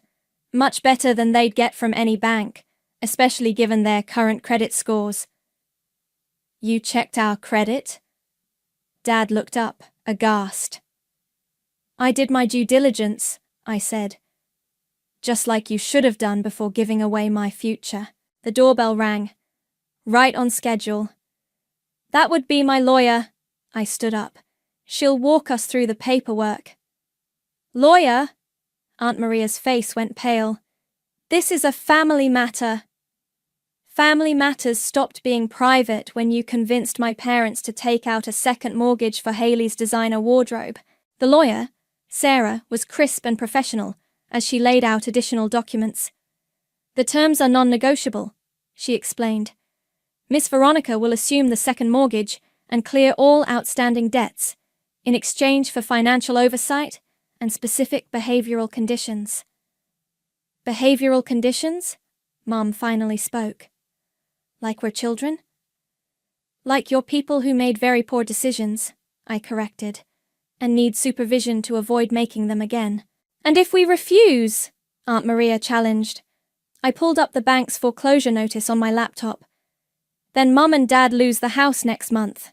Your credit card debt goes to collections. And that audit the IRS is planning for your consulting business, Aunt Maria? It won't be pretty. The color drained from her face. How did you? I have resources now, I said simply. And unlike some people, I know how to use them. Dad was reading the final pages. You'll pay off everything? Just like that? Not just like that. I pointed to the signature line. You'll be on a strict budget. No more enabling Haley. No more secret loans. And you'll all attend financial literacy classes. This is humiliating, Aunt Maria stood up. More humiliating than bankruptcy? Patrick asked mildly. Because that's where you're headed without Veronica's help. Mum reached for the pen with shaking hands. We don't have a choice, do we? You always have a choice, I said quietly. Just like you had a choice 3 years ago. The next hour was filled with signatures and notarizations. With each page, I watched my family's autonomy slip away, just like my college fund had slipped away that Sunday evening. One more thing, I said, as Sarah packed up the documents. Haley comes home. What? Aunt Maria's head snapped up. Part of the agreement. I'm buying her a ticket back from Thailand. She gets a job, a real one, and starts paying back what she owes. She's not ready. She's been ready her whole life, I cut in. She just never had to be responsible because you were all too busy protecting her from consequences. After they left, Patrick poured us both a drink. That was brutal. It was necessary. I took a sip. They needed to understand. Understand what? That actions have consequences. That responsibility isn't a punishment. It's a privilege. That the practical one, the responsible one, the one they all underestimated. I smiled into my glass. She was paying attention all along. My phone buzzed. A text from Mom. We never meant to hurt you. I typed back. I know, but you did. Now we all learn from it. Patrick raised his glass. To karma? To karma. I clinked my glass against his. And to the next family dinner. On my terms this time. Outside, the city lights twinkled like stars. And somewhere in Thailand, my cousin was about to receive a very interesting email about her all-expenses-paid trip home. The thought made me smile. Sometimes revenge isn't about destroying people. Sometimes it's about forcing them to rebuild themselves, brick by painful brick. And I would be there, watching every step of the construction. Your credit card was declined, I said, sliding the plastic across the kitchen counter to Mom. Want to explain the attempted purchase at Nordstrom? 2 weeks had passed since the agreements were signed. Mum stood in my apartment's kitchen, looking like a teenager caught sneaking out. It was just a small thing, she mumbled. A dress for Haley's welcome home dinner? I pulled up the purchase attempt on my tablet. $479 isn't small, Mum, and it's definitely not within the approved budget. She needs something nice for her first day at the office job you arranged. She needs to learn the difference between wants and needs, I corrected. Something you and Aunt Maria never taught her. The elevator dinged, and Patrick walked in with several shopping bags. Mission accomplished. Picked up everything on the list. What's that? Mom asked. Haley's work wardrobe, I said. From Target and H&M, professional, appropriate, and within budget. Target? Mom looked horrified. But she's never had to shop at Target? Never had to check price tags? Never had to work for anything? I started unpacking the bags. That's exactly the problem. My phone buzzed. A text from Dad. Maria's asking for an advance on next month's allowance. Excuse me, I told Mom, stepping into my office to make a call. Hello? Aunt Maria answered on the first ring. No advances, I said firmly. But the country club dues are not covered in the agreement. We discussed this. Your membership has been cancelled. How am I supposed to maintain my social connections? The same way normal people do, through work and genuine relationships, not overpriced cocktails and gossip. Back in the kitchen, Mom was fingering one of the blouses Patrick had bought. It's actually quite nice. Life doesn't end when you shop at regular stores, Mom. I sat down beside her. How are the financial literacy classes going? She blushed. Did you know we've been calculating interest wrong all these years? No wonder the credit cards got so out of control. Speaking of control, Patrick interjected, Haley's flight lands in 3 hours. Mom straightened up. I should go pick her up. No, I said firmly. Remember the agreement. I'm picking her up. Alone.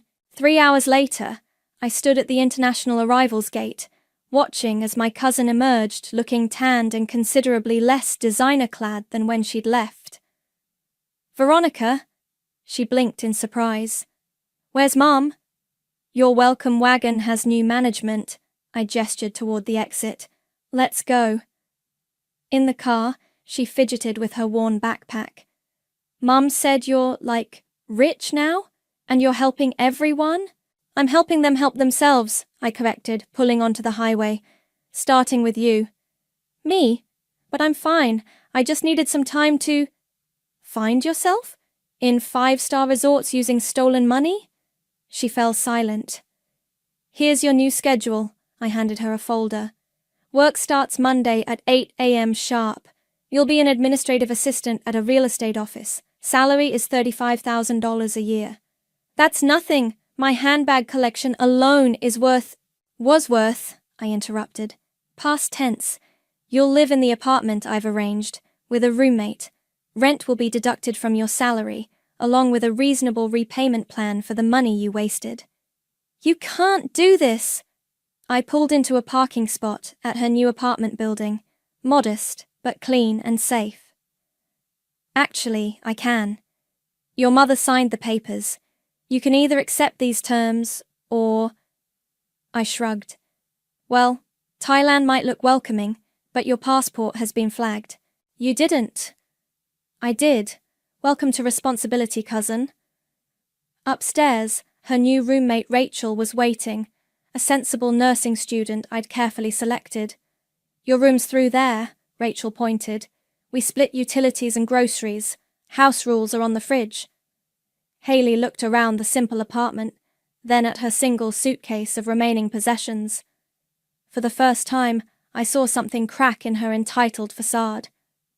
I don't know how to do this, she whispered. That's why you have Rachel, I said. And mandatory life skills classes twice a week. You'll learn. And if I refuse, then you can explain to the police about the fraudulent credit cards you opened in your mother's name. Her head snapped up. How did you… I know everything now, Haley. Every secret, every lie, every scheme. I headed for the door. See you at work on Monday. Don't be late. Outside, Patrick was waiting in his car. How'd it go? Phase 1 complete, I smiled. Now for the real test. Family dinner tomorrow night. You're enjoying this, aren't you? Enjoying? No. I watched the lights come on in Haley's window. But sometimes the hardest lessons are the most necessary ones. I can't believe you're making us eat here, Aunt Maria hissed, looking around the casual family restaurant with barely concealed disdain. What's wrong with it? I asked innocently. The portions are generous, and it's within everyone's new budget. Our first official family dinner under the new arrangement was going exactly as I'd expected. Haley sat quietly in her work clothes, exhausted from her first week of actual employment. Mum and Dad kept exchanging nervous glances, while Aunt Maria looked like she'd swallowed a lemon. I got my first paycheck today, Haley announced suddenly. It seemed small. That's because of taxes, I explained, and the automatic deductions for your repayment plan. Speaking of plans, Aunt Maria straightened up. I've been thinking about my consulting business. Your non-existent consulting business? I raised an eyebrow. The one you used to launder money? The table fell silent. Even the nearby diners seemed to pause. I don't know what you're talking about, she whispered fiercely. I pulled out my tablet. Really? Should we discuss the offshore accounts? The fake invoices? The reason you pushed so hard for Haley to get that money? Dad's fork clattered onto his plate. Maria, what is she talking about? Nothing. She's just trying to… I have proof, I cut in, of everything. Would you like me to share it with the IRS, or would you prefer to stick to our agreement? Aunt Maria's face crumpled. For the first time in my life, I saw her mask completely slip. I needed the money, she whispered. After Tom left, I couldn't let anyone know we were struggling. So, you sacrificed my future to maintain appearances? I leaned forward. Convinced my parents to give away my college fund to cover your tracks? Veronica. Mom reached for my hand. Please. No, Mom. It's time for the truth. I turned back to Aunt Maria. You didn't care about Haley's education. You needed that money to cover your debts before they caught up with you. And you used your own daughter to do it. Haley's head snapped up. What? Tell her, Aunt Maria. Tell her why you really pushed her to go to Harvard. Why you encouraged her to spend so extravagantly. Mom? Haley's voice cracked. Is that true? Aunt Maria burst into tears. I was trying to protect us, our lifestyle, our status. Your lies, I finished. And now look where we all are. Mum and Dad nearly lost their house. Haley wasted 2 years. And me? I laughed softly. Well, I guess I should thank you. Thank her? Dad looked confused. If you hadn't taken my future away, I might never have built my own. I signaled the waiter. By the way, I'm buying the tech company that's trying to acquire us. The papers will be signed next week. Buying them? Patrick, who'd been quietly observing, sat up straighter. You never mentioned… Because some of us know how to keep business matters private, I said pointedly. The deal makes me the majority shareholder in both companies. Combined value, just north of $1 billion. Mum's water glass tipped over, spreading across the table. No one moved to clean it up. $1 billion, Haley whispered. Yes, built from scratch, while you were finding yourself in Thailand. I started dabbing at the spilled water with my napkin. But money isn't the point. Trust is. Family is. And you all failed spectacularly at both. We can change, Mum said quietly. We are changing. Yes, you are, because now you have no choice. I stood up. Aunt Maria, expect a visit from my forensic accountants tomorrow. Haley, you're getting promoted to project coordinator. If you can maintain perfect attendance for 3 months. Mom, Dad, the mortgage is officially paid off, but the financial oversight continues. And what do you get out of all this? Aunt Maria asked bitterly. I smiled, gathering my things. The satisfaction of watching you all learn the lessons you should have taught me. That actions have consequences, that hard work matters more than appearances, and that true family doesn't steal from each other. Where are you going? Dad called, as I headed for the door. Board meeting, I replied, without turning around. Some of us still have empires to run. Patrick caught up with me in the parking lot. That was brutal. That was necessary, I corrected, unlocking my car. Sometimes rock bottom has a basement, and they needed to see it. And now? I looked back at the restaurant window, where my family sat in stunned silence, their world permanently altered. Now they rebuild, I said. On my terms, with my rules, and maybe, just maybe, they'll learn something this time. And you? Patrick asked softly. What have you learned? I started the engine, smiling as my phone lit up with notifications about tomorrow's merger. That revenge isn't always about destruction. Sometimes it's about reconstruction, piece by painful piece. Sign here. I slid the last document across my desk to Haley. This makes you a junior partner in the education division. She stared at the paper, then at me. Are you sure about this? Through my office window, I could see the city skyline, now dotted with buildings bearing my company's logo. On my desk sat a framed photo from last week's charity gala, my whole family, dressed modestly but professionally, actually smiling genuine smiles. "You've earned it," I said. "Perfect attendance for a year, completed all the financial literacy courses, built the youth outreach program from scratch." "With your guidance," she added quietly. "True, but you did the work." I leaned back in my chair. "Something you never had to do before." A knock at the door interrupted us. Mom entered carrying spreadsheets. "The quarterly family budget reports are ready for review." "How's Aunt Maria doing?" Haley asked. "Better." Mom sat down. "The therapy is helping. And the community service at the Women's Financial Literacy Center. She's actually making a difference." "Amazing what happens when you channel manipulation into motivation," I mused. My phone buzzed. A text from Dad. "Meeting with the small business advisor went well. Ready to present my startup plan." "Dad's really serious about this new venture," I showed them the message. "He's different now," Mom said. "We all are." She hesitated. "Veronica, about the family dinner tonight?" "Don't worry," I smiled. "We can have it at the country club." They both stared at me. "Really?" Haley asked. "You've all stayed within budget for 6 months. Consider it a reward." I stood up. "Besides, I bought the place last week. Got tired of their elitist membership policies." Mom shook her head. "Sometimes I forget how powerful you've become." "Not powerful," I corrected. "Successful. There's a difference. Power is what Aunt Maria craved. Success is what I built." "While making us build ourselves back up," Haley added. "Exactly." I checked my watch. "Speaking of building, don't you have a presentation to prepare for?" Haley jumped up. "Right, the new scholarship program." After she left, Mom lingered. "I found something yesterday, cleaning out the attic." She placed a worn envelope on my desk, my old college acceptance letters. MIT, Georgia Tech, Stanford. She touched them gently.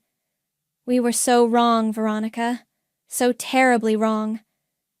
"Yes, you were." I picked up the MIT letter.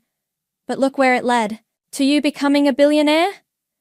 To all of us learning what really matters." I opened my laptop, showing her the latest family financial report. Dad's credit score is now higher than it's ever been. Haley's savings account actually has savings in it. Aunt Maria is helping other women avoid the mistakes she made. "And us?" Mom asked softly. "You and Dad finally understand the difference between enabling and supporting." I closed the laptop. "That's worth more than any amount of money." Patrick appeared in the doorway. "Ready for the board meeting?" "Almost." I turned to Mom. "Will you be okay handling the family trust disbursements this quarter?" She straightened proudly. "I haven't made a single accounting error in 8 months." "I know." I hugged her. "That's why I'm letting you do it solo this time."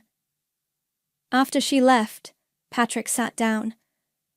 "You know, when this all started, I thought you were just out for revenge."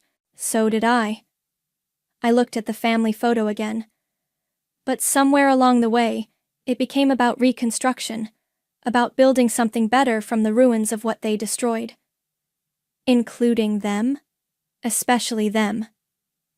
I gathered my files for the board meeting. They needed to fall apart to rebuild properly, to understand that success isn't about appearances or shortcuts. And now we're actually becoming the family we pretended to be. I smiled, just with better financial habits and a lot more honesty. "Speaking of honesty," Patrick grinned, "wait until they hear about the education initiative you're launching." "Free STEM education for 5,000 underprivileged students?" I picked up my tablet. "That's tomorrow's surprise, one step at a time." As we headed to the boardroom, I passed Haley, giving a tour to potential scholarship recipients. Aunt Maria was leading a financial literacy workshop in the conference room. Dad was in the innovation lab, sketching out his business plan. They weren't perfect, neither was I, but we were better, stronger, wiser, more genuine. Sometimes the best revenge isn't about getting even. It's about getting better, about turning betrayal into betterment, hurt into healing, and broken trust into something stronger than before. And as I walked into the boardroom, ready to change more lives through education, I realized that success really is the best revenge, especially when it lifts everyone up along the way. The sound of Alex's voice sliced through the clatter of dishes like a sharp knife. "Alara, bring me some tea now." I paused, my hands submerged in soapy water. "Hold on, I'm doing the dishes." "What?" His tone was incredulous, laced with impatience. "Stop that and bring me the tea quickly. Can't you follow simple orders?" "But I started, only to be interrupted. "What a useless wife you are. Make me some sweet coffee, please." It was Mrs. Whitmore, my mother-in-law, speaking from the living room. She sat there, devouring a slice of cake she'd taken from the fridge, her eyes glinting with malice. I sighed, glancing at the mountain of dishes. "There are so many. Leave them for later. Just do what we say, useless wife." Alex's voice was a whip, each word stinging. I was Alara, a 28-year-old working mother, trapped in a life that felt more like a prison than a home. Married at 23, I had hoped for love and companionship. Instead, I found myself in the clutches of Alex and his overbearing mother. Our son, only 4, was the sole source of joy in my bleak world. We lived in Alex's parents' house, a decision forced upon me under the guise of caring for Mrs. Whitmore after my father-in-law's passing. Initially, I sympathized with her supposed grief, but soon it became clear that I was nothing more than a pawn in her cruel game of domestic tyranny. Cooking, cleaning, working, it was never enough. My efforts were met with scorn, my meals left untouched or criticized harshly. "The stir-fry is so half-hearted," Mrs. Whitmore would scoff. "Cook it properly from scratch." "I'm busy and can only make simple things," I'd respond, trying to keep my voice steady. "That's why I hate backtalk from a daughter-in-law," she'd snap. "Cook from scratch? Why don't you cook then? You're a good cook, right?" I dared to retort once, immediately regretting it. "Why would I do housework when you're here?" Her response was cold, dismissive. "Are you out of your mind?" Their cruelty escalated over time, shifting from harsh words to a chilling silence. They began to ignore me completely, as if I were a ghost haunting my own home. My presence, once merely undervalued, now seemed entirely invisible. 5 years passed in this suffocating atmosphere. Alex and I turned 35 and 33, respectively. Our son grew, yet the oppressive air in the house remained unchanged. My mother-in-law, now 63, seemed to thrive on my misery. One evening, as I trudged home from work, a heavy realization settled over me. My existence seemed pointless in their eyes. I was a shadow, unseen and unheard. The only voice that acknowledged me was that of my son. The thought of losing even that small recognition was unbearable. Returning home, I began cooking immediately, trying to push away the gloom. I prepared mapo tofu, fried chicken, and a stir-fry with bell peppers and pork, hoping to bring some semblance of normalcy to our dinner. "Bring me the mayo," Alex commanded abruptly, breaking his long silence. "Sure, here you are," I replied, handing him the mayonnaise. His first words to me in ages were not of gratitude or conversation, but a mere order. It was the final straw, the breaking point of my patience and tolerance. The evening took a turn for the worse when Mrs. Whitmore demanded, "Clean the toilet." "What? Now?" I was aghast. "Yes, now," she insisted, her voice dripping with venom. I snapped back, unable to contain my frustration. "Don't say such a thing while we're eating. It's nasty." "Just like your heart," she hissed. Our argument escalated quickly, with Alex interjecting, demanding I apologize to his mother.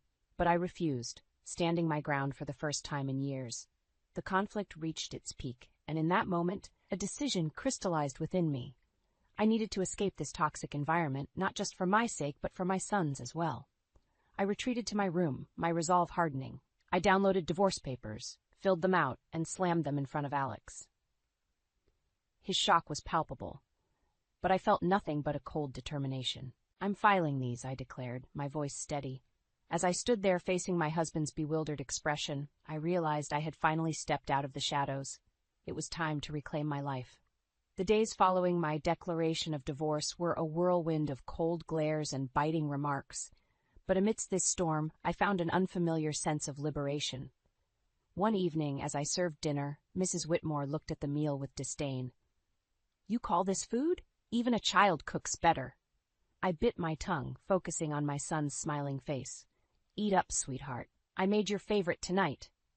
Alex chimed in, his voice dripping with sarcasm. "Oh, playing the perfect mother now, are we? What a joke." I could feel the anger bubbling inside me, but I kept my composure. "I'm just trying to make a nice dinner for our son." Mrs. Whitmore snorted. "Don't act high and mighty. You're just a burden in this house." The tension at the table was palpable. Alex's attempts to belittle me only intensified.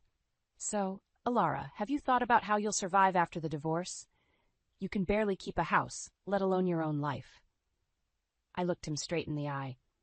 "I have been supporting this family for years. I'm not worried about taking care of myself and our son." His smirk faded slightly, a flicker of unease crossing his face. Mrs. Whitmore quickly intervened. "Don't be absurd. You need us more than we need you."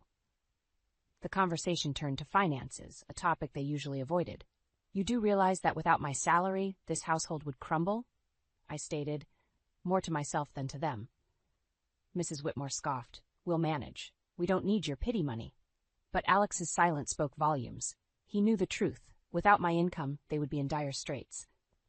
In the following days, their behavior became increasingly erratic. Mrs. Whitmore would oscillate between trying to sweet-talk me into staying and hurling insults when I didn't comply. Alex, on the other hand, seemed lost, his arrogant facade crumbling as the reality of his financial dependence became undeniable. One afternoon, I overheard a conversation between them that chilled me to the bone. "She can't leave us like this," Alex hissed. "We need her money." Mrs. Whitmore's reply was cold and calculated. "Don't worry. I have a plan. We'll make her life so miserable she won't dare to leave." Hearing their true intentions laid bare was a revelation. They didn't care about me or even our son. It was all about control and money. That night, as I lay in bed, a plan began to form in my mind. If they wanted a battle, I would give them one. But it wouldn't be fought with words or petty arguments. I would hit them where it hurt the most, their pride and their pockets. The next morning, I started putting my plan into action. I contacted a lawyer, a sharp, no-nonsense woman who came highly recommended. "I want a divorce, and I want to make sure they don't get a penny more than they deserve," I told her. She nodded, her eyes glinting with determination. "We'll make sure of that. You've been the sole breadwinner, right? We'll use that." As the days passed, my resolve only grew stronger. I started documenting everything, the insults, the financial manipulation, even the smallest of grievances. It was time to turn the tables. It was time for them to face the consequences of their actions. And as I built my case, a sense of empowerment filled me. For the first time in years, I felt like I was in control of my own destiny. The shadows of contempt were slowly lifting, and in their place, a new dawn was emerging. As the divorce proceedings began, the atmosphere in the house grew increasingly toxic. Yet, with each passing day, my sense of fear diminished, replaced by a steely resolve. One evening, Mrs. Whitmore tried a different tactic. "Alara, dear, why don't we forget all this nasty business? You know we're family." Her words dripped with insincerity. I met her gaze, unwavering. "Family doesn't treat each other the way you've treated me." Alex, who had been quietly observing, scoffed. "Oh, playing the victim now? You're not as innocent as you pretend to be." I felt a surge of anger, but kept my voice calm. "I'm not playing anything, Alex. I'm just no longer willing to be your scapegoat." The conversation turned, as it often did, to finances. "You think you can just take our son and leave? How will you support him?" Alex challenged. I smiled, a small, confident curve of my lips. "I've been supporting this family for years. I think I can manage." Mrs. Whitmore's expression twisted into a sneer. "You're nothing without us. You'll come crawling back."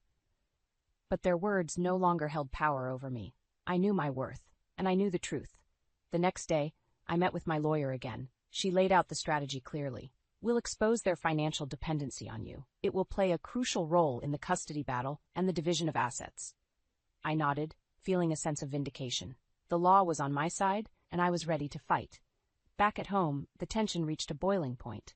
Mrs. Whitmore's attempts to undermine me became more desperate. "You think you're so smart," she spat one evening. "But you're just a cold-hearted woman, abandoning your family." I looked her straight in the eyes. "No, I'm a woman who's finally standing up for herself." Alex jumped in, his voice laced with venom. "You'll regret this. You can't survive without me." But his threats fell on deaf ears. I was done being intimidated. As the days went by, my preparations for the court battle intensified. I gathered financial statements, recorded their abusive remarks, and collected evidence of their negligence. One afternoon, as I was organizing my documents, my son came to me. "Mom, are we going to be okay?" His voice was small, uncertain. I pulled him into a hug, feeling a surge of protectiveness. "Yes, sweetheart, we're going to be just fine. We're leaving this place, and we're going to start a new, happy life. Just you and me." His arms tightened around me, and in that moment, I knew I was making the right decision. I was fighting, not just for myself, but for my son's future. The day of the court hearing loomed closer, and with it, a sense of impending freedom. I was ready to face Alex and Mrs. Whitmore, ready to end their reign of control and emotional abuse. I was ready to reclaim my life and give my son the peace and happiness he deserved. It was time for justice, and I was determined to see it served. The day of the court hearing arrived, a day I had been anticipating with a mix of dread and determination. As I sat across from Alex and Mrs. Whitmore in the courtroom, I felt a sense of surrealism. This was the moment where everything would change. The proceedings began with a cold formality. Alex's lawyer portrayed him as a devoted husband and father, struggling under the weight of false accusations. Mrs. Whitmore played the part of the grieving mother-in-law, wronged by an ungrateful daughter-in-law. But their performance was transparent, their lies brittle. When my turn came, I spoke clearly, my voice steady. "I have been the sole provider for this family for years. My husband's unemployment and his mother's manipulation have been constant sources of strain."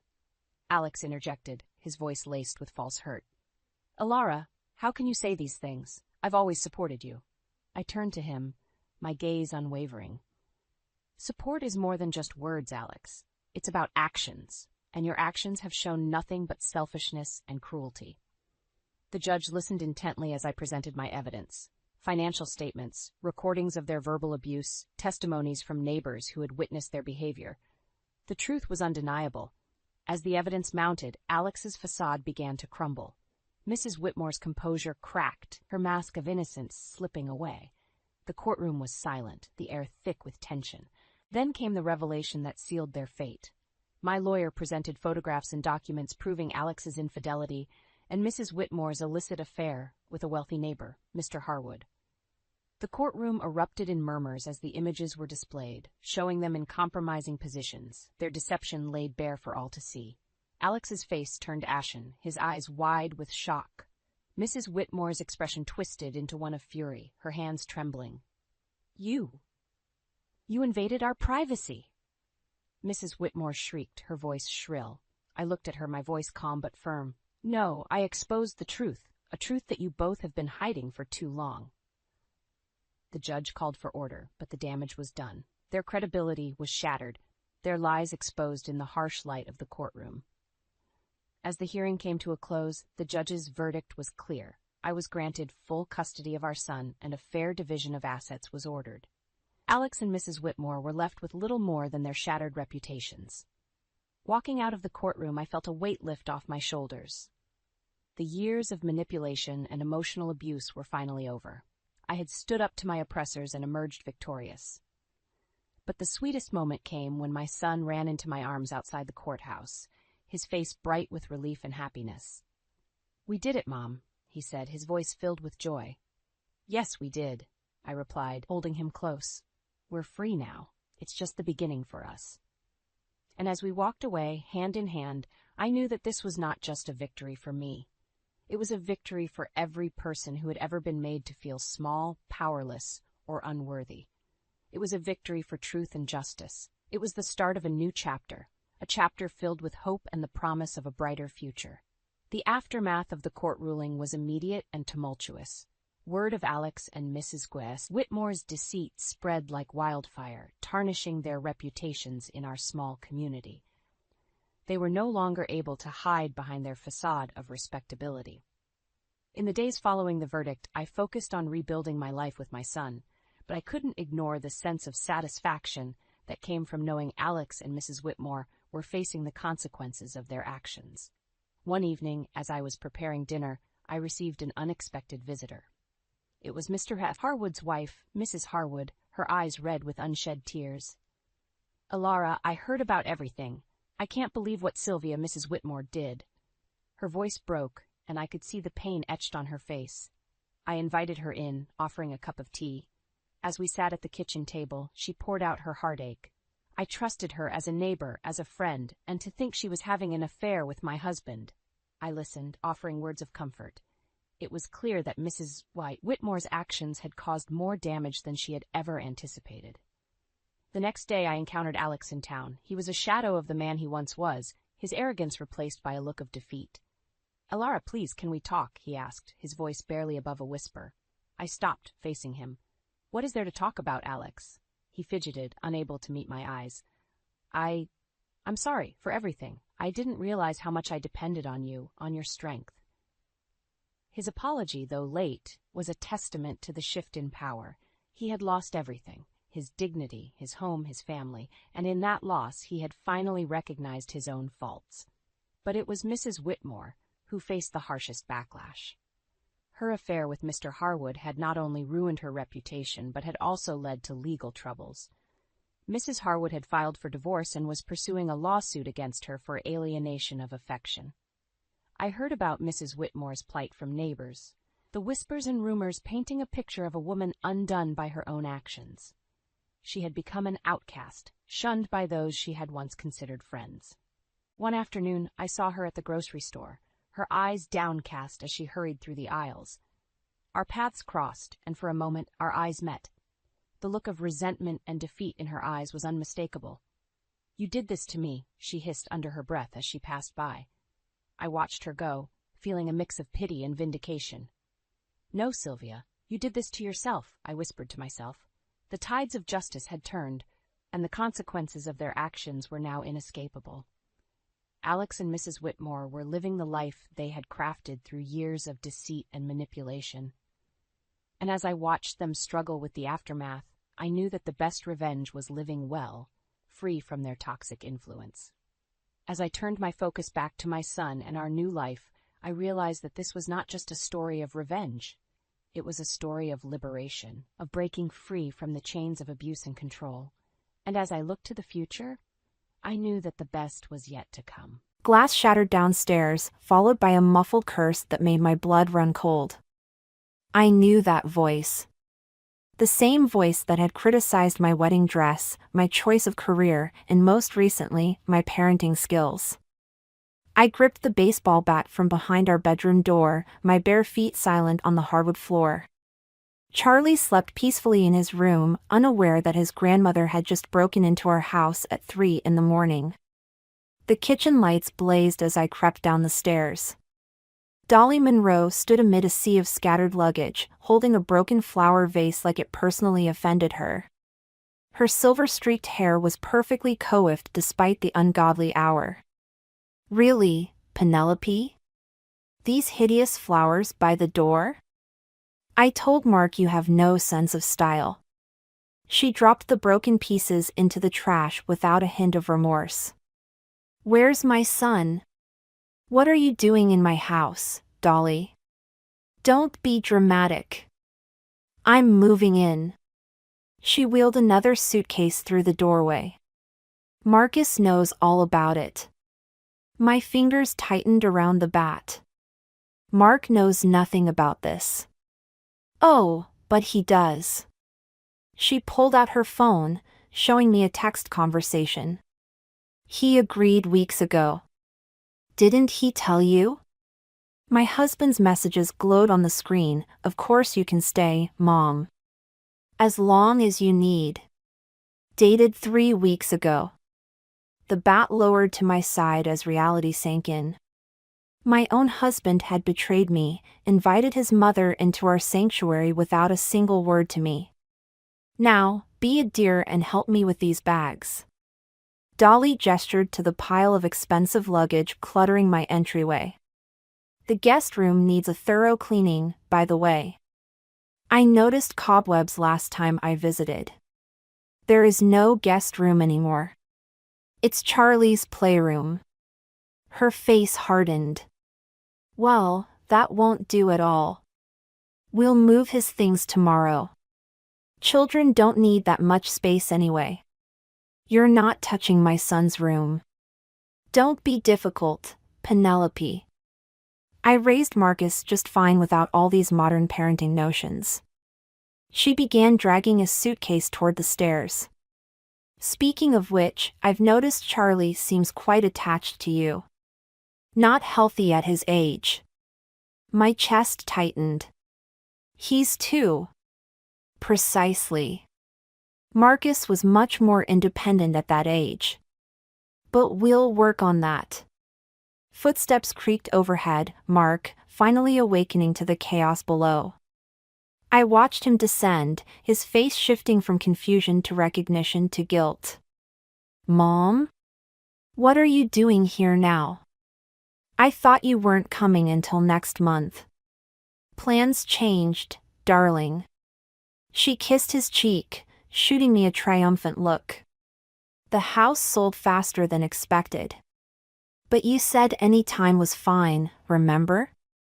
Mark's eyes met mine, pleading for understanding. Penny, I meant to tell you. When? The word came out sharp enough to make him flinch. When exactly were you planning to tell me your mother was moving in? Don't be angry with him, Dolly interjected. He's such a good son, taking care of his mother in her time of need. A cry echoed from upstairs, Charlie, awakened by the commotion. Before I could move, Dolly was already heading toward the stairs. I'll get him. Poor dear needs his grandmother's touch. Don't you dare. My voice was barely a whisper, but it stopped her mid-step. Touch my son, and I swear. Penny! Mark's shock at my tone only fueled my rage. No. I moved between Dolly and the stairs. This is my house. My son. You don't get to waltz in here and take over. Dolly's smile never wavered. Oh, sweetheart. I already have. Charlie's cries grew louder, and I faced a choice: deal with my mother-in-law or comfort my son. As I turned to climb the stairs, I caught her satisfied smirk. This was just the beginning. She thought she'd won, but she had no idea what I was capable of. Not yet. 3 days into Dolly's invasion, I found her rearranging my kitchen cabinets. My grandmother's china set, the only thing I had left of her, sat in a cardboard box marked donate. These old dishes were taking up so much space, she said, not bothering to look at me. And really, Penelope, organizing by color instead of function? No wonder Marcus always complained about never finding anything. I clutched the box to my chest. Mark never complained about the kitchen. Oh, he wouldn't, to you. She slid another stack of plates into a new spot. He's too kind. But a mother knows when her son is unhappy. The sound of Charlie's laughter drifted in from the living room, where Mark was supposedly watching him.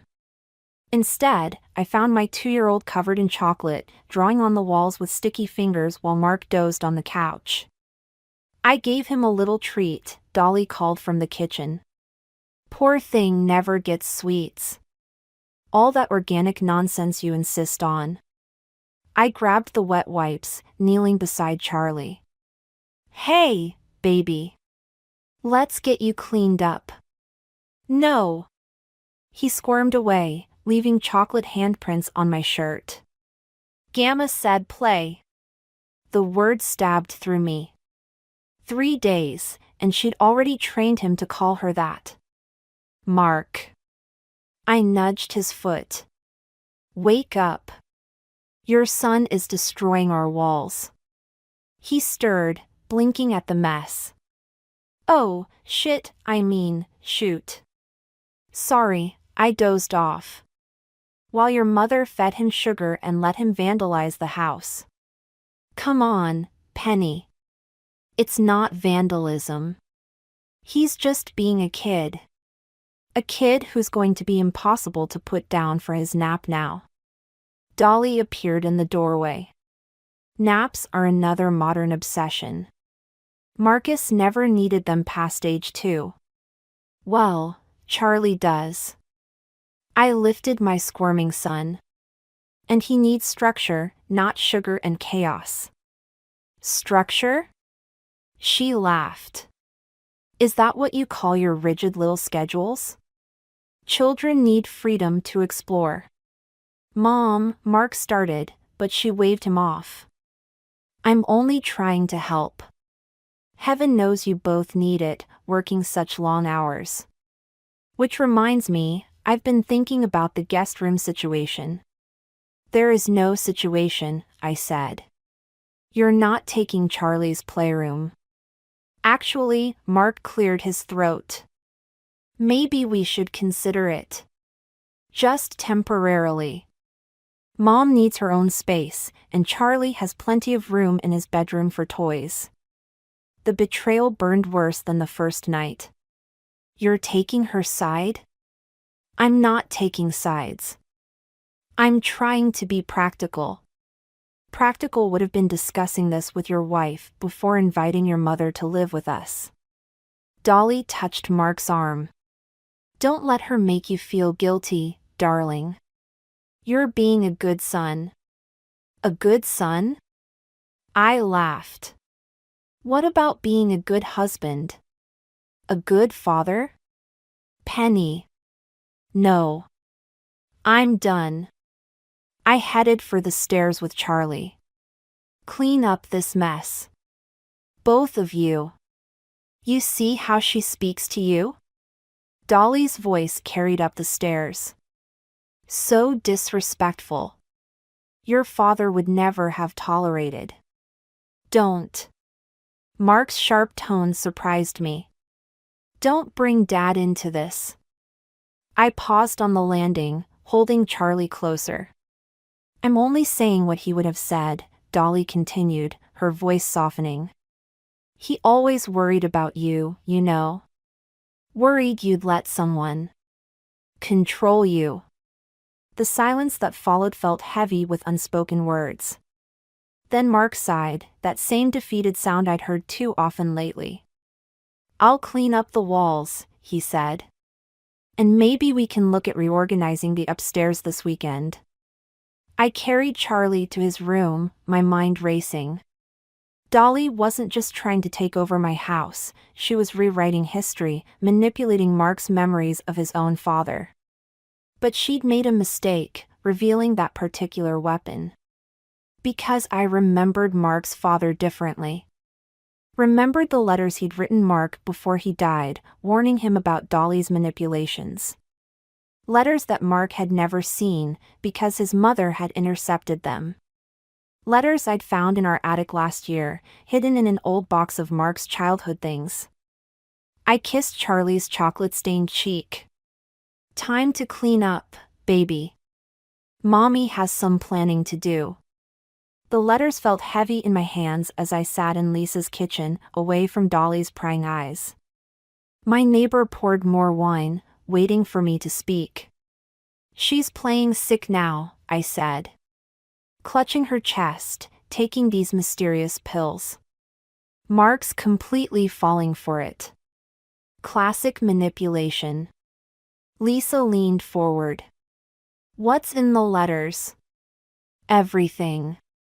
His father knew what she was doing, tried to warn Mark before he died.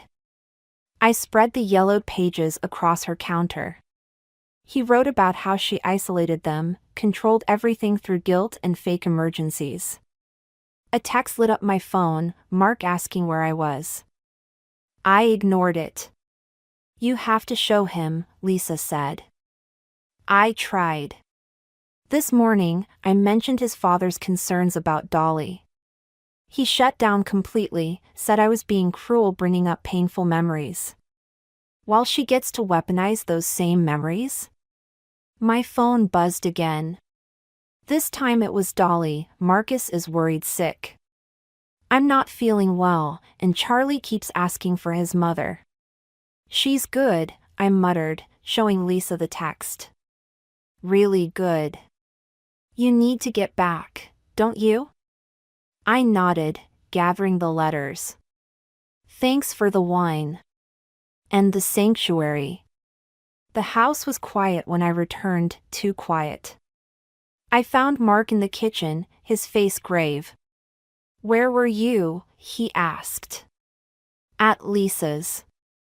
I needed a break. While Mom was having chest pains? My stomach clenched. What?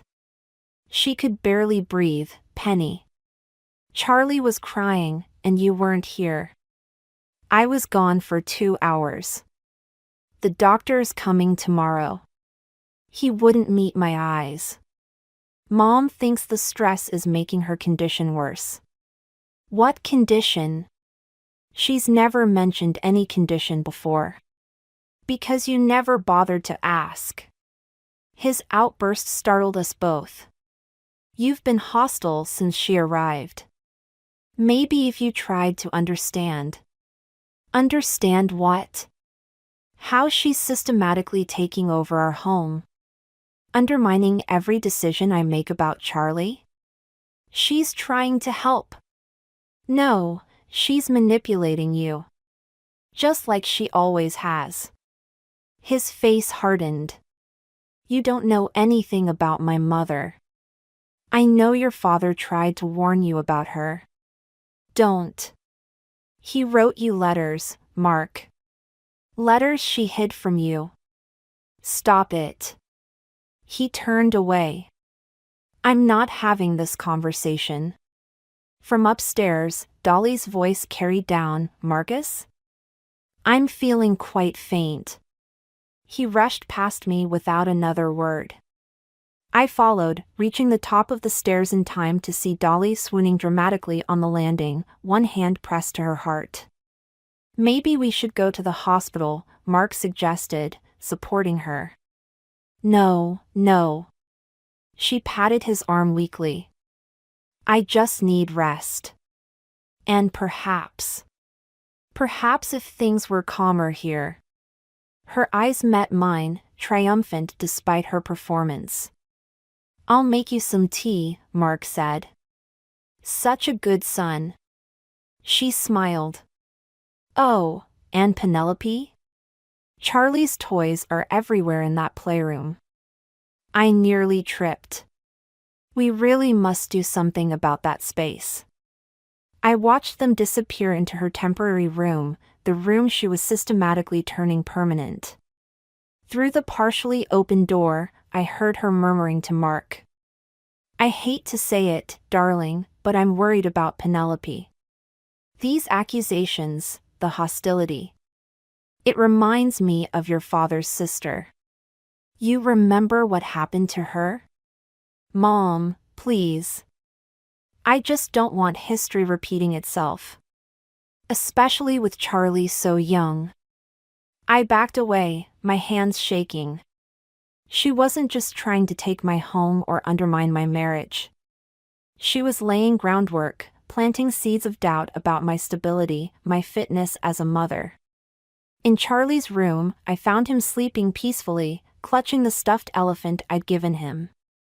Dolly had tried to replace it with a new toy, but he'd refused. My small victory. I touched his soft cheek, making a decision. The letters weren't enough. I needed more, concrete evidence of her manipulation, her lies. And I needed to move fast, before she convinced Mark I was the threat to our family's stability. Sweet dreams, baby, I whispered. Mommy's going to fix this. Whatever it takes. I found the papers in Dolly's purse while searching for her supposed heart medication. Instead of prescription bottles, I discovered legal documents, a deed transfer form for our house. Already filled out with Mark's signature line highlighted in yellow. My hands trembled as I photographed each page with my phone. Through the bedroom window, I could see Dolly in the garden with Charlie, teaching him to pull up my carefully planted herbs. Weeds, she'd called them yesterday. This garden needs a proper English layout. The front door opened downstairs. Mark, home early. I slipped the papers back into her purse, exactly as I'd found them. Mom? His voice carried upstairs. Penny? I met him in the kitchen, where he was frowning at a stack of mail. Why is there a letter from the bank about refinancing? He asked. What? He held up the envelope. Did you apply for a loan without telling me?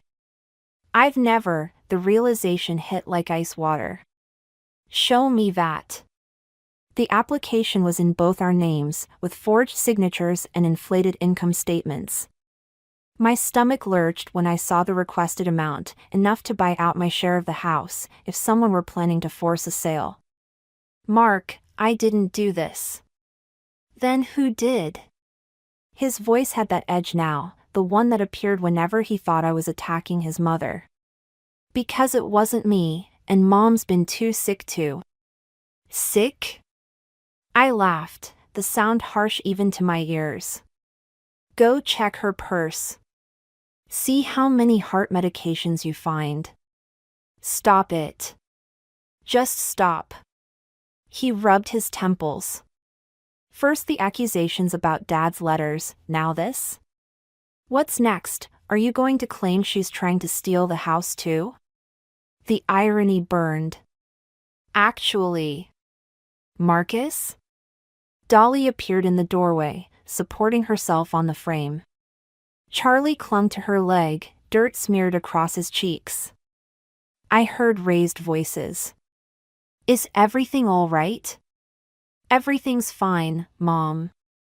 Just discussing some paperwork. Her eyes flickered to the loan application, then to me. A slight smile touched her lips. Gamma stay forever? Charlie asked, and something in me snapped. I grabbed my phone, pulling up the photos. Look at these, Mark. Really look. What are you? Your mother's been planning this from the start. The deed transfer, the loan application, she's trying to take our home. Dolly swayed dramatically. Oh, Marcus, she's doing it again. Just like this morning, making these wild accusations. I have proof this time. I thrust the phone at Mark. She's not sick. She's not helpless. She's... Enough. Mark's shout made Charlie jump. I can't take any more of this paranoia. Mom's right, you need help. Help? The word felt like ash in my mouth. I've been reading about postpartum psychosis, Dolly said softly. It can appear months or even years after. Don't you dare. I stepped toward her, but Mark moved between us. Penny, you're scaring Charlie. Our son was crying now, still clutching Dolly's leg. She stroked his hair with practiced concern. Perhaps I should take him upstairs, she suggested. While you two talk? No. I moved to grab Charlie, but Mark caught my arm. Let her take him, he said. You're not thinking clearly. I watched helplessly as Dolly led my son away, her limp magically more pronounced. The moment they disappeared upstairs, I wrenched free from Mark's grip. She's going to take everything, I whispered. And you're helping her do it. I'm trying to help you. He reached for me again, but I backed away. We can find someone for you to talk to, get you the support you need. Support? I grabbed my keys from the counter. I'll show you exactly what kind of support I need. Where are you going? To get my son back. I headed for the stairs. And if you try to stop me, I swear I'll. You'll what? His voice was cold now. Prove everything Mom's been saying about your stability? I froze, understanding finally hitting me. This was her masterpiece, turning my own husband against me, making my desperate attempts to protect our family look like madness. You're right, I said quietly. I need some air. Just a walk to clear my head. He relaxed slightly, believing he'd won. But as I walked out the door, I wasn't heading for a casual stroll. I was going to war. Lisa's laptop glowed in the darkness of her kitchen as we scrolled through years of Dolly's social media history. Empty wine glasses and scattered papers surrounded us, bank statements, property records, old newspaper clippings. There, Lisa pointed. 3 other houses in 5 years. All belonging to widowers or divorced men with children. And she lived in each one until the families fell apart. Lisa clicked through the photos. She's done this before, Penny. Multiple times. My phone buzzed, another message from Mark, come home. We can talk about this. And then, Mom's worried about your state of mind. He's already talking about psychiatric evaluations, I said. Dolly's convinced him I'm having some kind of breakdown. Then we need proof she's done this before. Lisa opened another tab. Look, this woman posted warnings about her years ago. Caroline Bennett. Her father almost lost everything. A sharp knock at Lisa's front door made us both jump. Through the window, I saw Mark's silhouette. Hide this, I whispered, helping Lisa clear the evidence. He can't know what we found. Mark's face was tight with concern when Lisa let him in. Charlie's been crying for you. I needed space to think. About what? Running away? Taking our son? He stepped closer. Mom found the packed bag in your closet. The bag I'd never packed.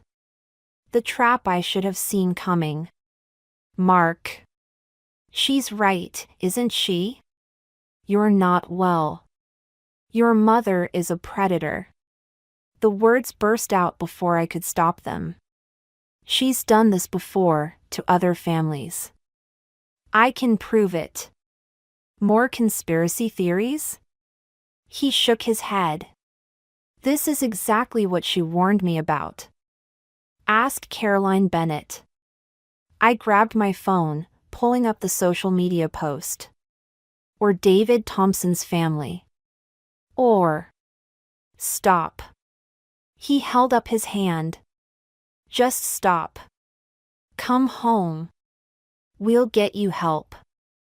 I'm not crazy. Then why are you acting like this? Searching through Mom's things, making wild accusations, planning to kidnap our son? I never. The bag, Penny. Packed with Charlie's clothes and your passport. Lisa stepped between us. Mark, maybe you should listen. Stay out of this. His voice hardened. You're only encouraging her paranoia. My phone chimed again. A message from an unknown number. This is Caroline Bennett. Lisa reached out. We need to talk about Dolores Monroe. Hope flared, but I kept my expression neutral. Fine, I said. You're right. I need to come home. Mark's relief was painful to watch. Thank you. Mom suggested we talk to Dr. Phillips tomorrow. Whatever you think is best. I touched his arm, feeling him relax further. I just need to use the bathroom first. In Lisa's bathroom, I quickly typed a response to Caroline, tell me everything. recording all conversations from now on. Then I deleted the messages and turned on my phone's voice recorder. If Dolly wanted to play games with reality, I'd give her exactly what she wanted, a seemingly unstable daughter-in-law. Slowly surrendering to her manipulation. Let her think she'd won. Let her get comfortable. Let her slip up and reveal her true self, just like she had with the others. When I emerged, Mark was waiting by the door. Ready? Yes. I smiled weakly. I'm sorry for worrying you. In the car, he reached for my hand. It's going to be okay. Mom knows a great therapist. Of course she does. I squeezed his hand, picturing Caroline Bennett's message. Your mother knows exactly what I need. At home, Dolly waited in the living room, Charlie asleep in her lap. Her expression was perfect, concerned, loving, victorious. Oh, sweetheart, she said. We've been so worried. I let my shoulders slump in defeat. I know. I'm sorry. She patted the couch beside her. Sit. Tell me what's troubling you. As I sat down, my phone silently recording in my pocket, I thought about all the other families she destroyed. All the other lives she'd invaded and dismantled. You're right, I whispered. I need help. Her smile widened, and in that moment, I saw what Caroline Bennett must have seen, the predator beneath the mask, already savoring her victory. But this time would be different. This time, her prey was hunting back. Caroline Bennett's testimony played through my phone's speaker, her voice trembling even years later. She destroyed my family. Made my father think I was unstable, dangerous. By the time we realized what she'd done, she already had control of everything. I watched Mark's face as he listened, searching for any sign of recognition. We sat in our kitchen at midnight, Charlie safely asleep upstairs. While Dolly attended her doctor's appointment, really a meeting with her lawyer about the house deed. There are others, I said softly. David Thompson's family. The Hendersons. All the same pattern. Mark stared at his hands. This could be anyone. Some angry ex-daughter-in-law making accusations. Check the dates. The properties. It all matches. You've been investigating my mother? His voice hardened. Working with these strangers to build some case against her? To protect our family. From what? She's helped us. Taking care of Charlie, supported us. Supported us? I played another recording, Dolly on the phone with her lawyer yesterday. Once the deed transfer is complete, we can discuss options for removing her from the property. Marcus will understand eventually. He always does what's best for family. The kitchen door creaked. We both turned to find Dolly standing there, her face a perfect mask of hurt betrayal. Oh, Marcus, she whispered. What has she done to you? Done to him?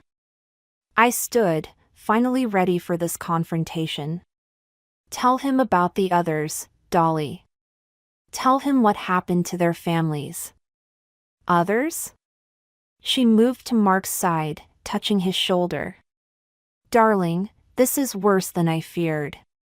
She's created an entire conspiracy. Stop lying! I thrust my phone forward, playing Caroline's testimony again. Your name is on all the property records. The dates, the pattern. Anyone could fake those recordings. Dolly's voice cracked perfectly. I knew you were troubled, but this elaborate plot to turn my son against me. Plot? I laughed. Like the planted bag in my closet? The forged loan documents? What documents? Mark asked. The ones that disappeared from her purse after I photographed them. I reached for my phone again, but the screen was black. Dead battery. No, no, no. Sweetheart, Dolly said to Mark, remember what Dr. Phillips said about paranoid delusions? The elaborate stories they create? I'm not, I stopped, seeing Mark's expression. You've already been talking to doctors about me? We had to, he said. Mom's been worried. Of course she has. I backed away from them both. She's been planning this from the start. Planning what? Dolly's voice rose. To help you? To support this family while you spiral further into these dangerous fantasies? Mark, please. I grabbed his arm.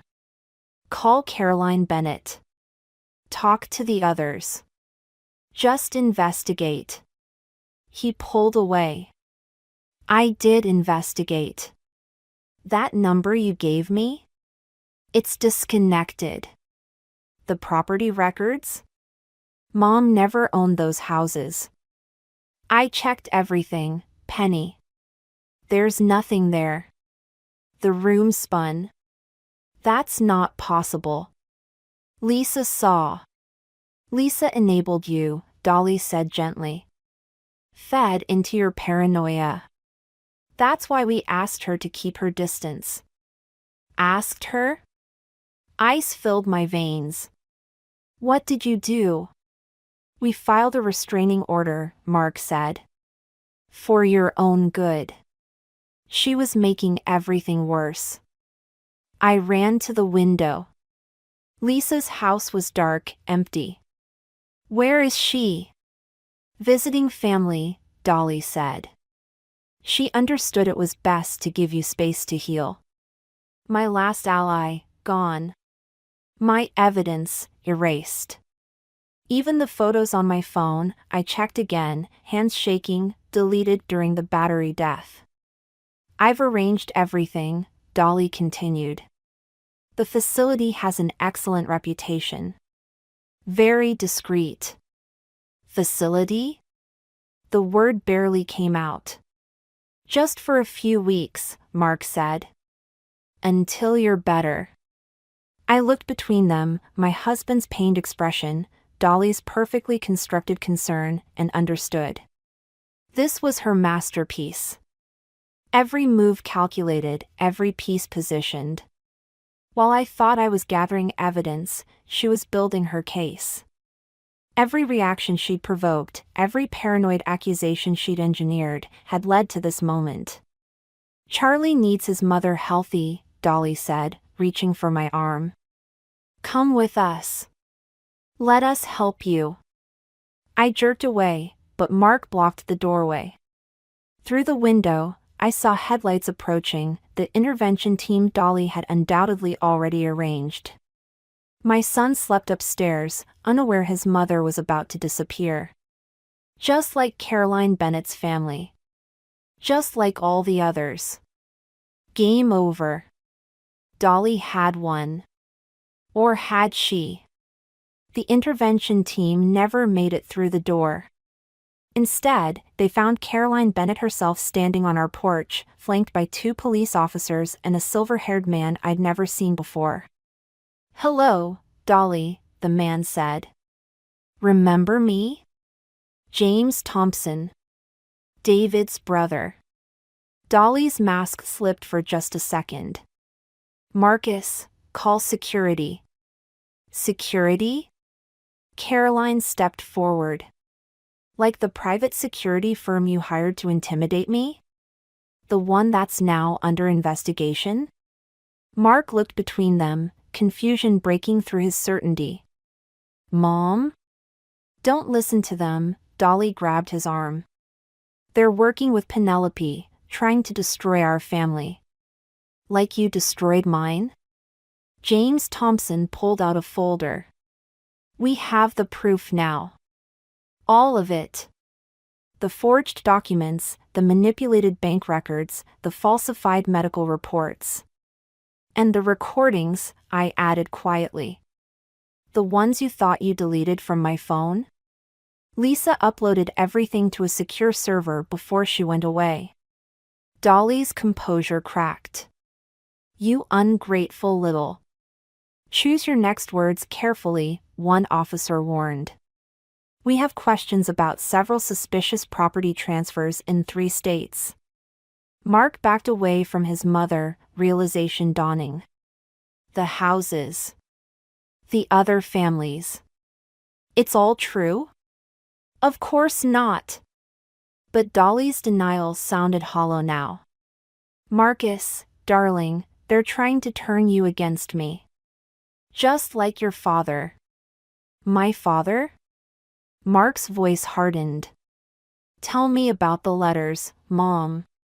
The ones he wrote before he died. What letters? I pulled them from my jacket, the originals this time, not copies. The ones where he warned Mark about you. About your patterns. The ones you intercepted and hid. You went through my things? Real fear crept into her voice. No, Mark said. I did. Last night, while you were meeting your lawyer.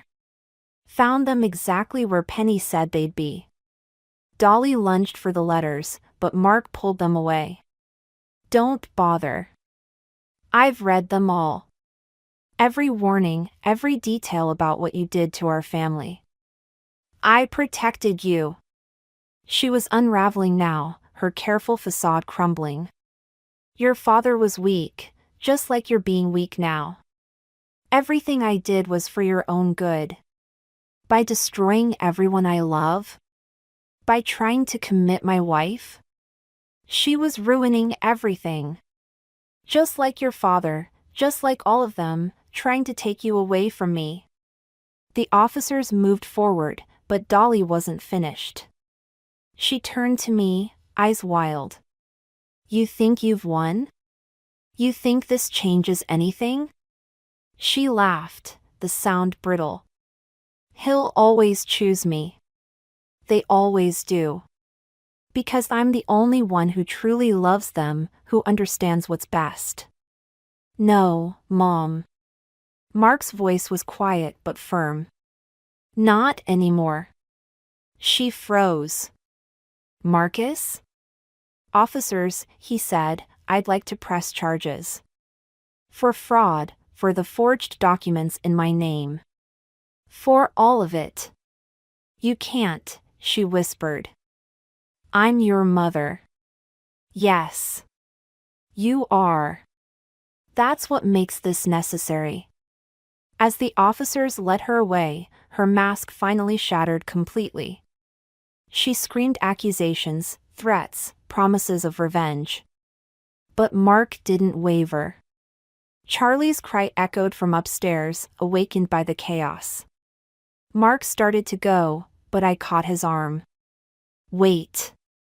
I met his eyes. Are you sure? About all of this? He looked at the letters in his hand, then at Dolly being placed in the police car. I should have seen it sooner. Should have believed you. You saw what she wanted you to see. We all did. He touched my cheek, grief and determination warring in his expression. I have to go with them. Make a statement, start making this right. Will you still be here when I get back? Charlie cried out again, and this time I let go of Mark's arm. We'll be here. But Mark? Things can't just go back to normal. I know. He stepped back. I have to prove myself again. To both of you. I watched him walk away, then climbed the stairs to our son. Through the window, I could see Dolly in the police car, her face a mask of fury and fear. She'd lost everything she tried to steal, her son, her control, her carefully constructed reality. But as I held Charlie, I wondered about the cost of victory and whether any of us would ever truly recover from the wounds she'd left behind. Spring bloomed in my restored garden, the herbs Dolly had ripped out now thriving again. Charlie chased butterflies through the new growth while I pulled weeds, each one a reminder of how quickly unwanted things could take root. The doorbell rang. Lisa stood on the porch with a folder of newspaper clippings. They denied her appeal. She'll serve the full sentence. Good. I brushed dirt from my hands. The others? Caroline Bennett got her father's house back. The Thompsons recovered most of their assets. She hesitated. Mark called me again. Charlie's laughter floated across the yard as he discovered a ladybug. I focused on that sound, not the ache that still accompanied his father's name. He's in therapy, Lisa continued. Real therapy, not the kind Dolly arranged. He wants to know if you'll consider. I can't. The words came easier now. Not yet. Maybe not ever. He's changed. He had to hit rock bottom to see the truth. To choose truth. I watched Charlie playing. I won't risk Charlie going through that again. Lisa nodded, understanding. We'd had this conversation before, would probably have it again. Some wounds needed more than apologies to heal. Inside, I made coffee while Lisa spread out the clippings. Other cases, other families torn apart by Dolly's manipulations. Some had recovered. Others remained fractured, trust too damaged to rebuild. You know what's strange? I touched a photo of Dolly being led from the courthouse. I almost understand her now. The fear of losing control, of being alone. The things it drove her to do. But you're not her. No. I smiled as Charlie ran past the window. I chose to fight for love, not control. The mail arrived, bills, advertisements, and a thick envelope from Mark's lawyer. Inside was a deed transfer, returning full ownership of the house to me. And beneath it, a letter. You don't have to read it, Lisa said. But I did, scanning words of remorse, of understanding, of hope. The final lines caught me. I'm learning to recognize manipulation, to stand against it. Like you did. Like you taught me to do.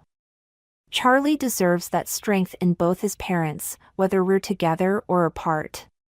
A cry from outside, Charlie had fallen.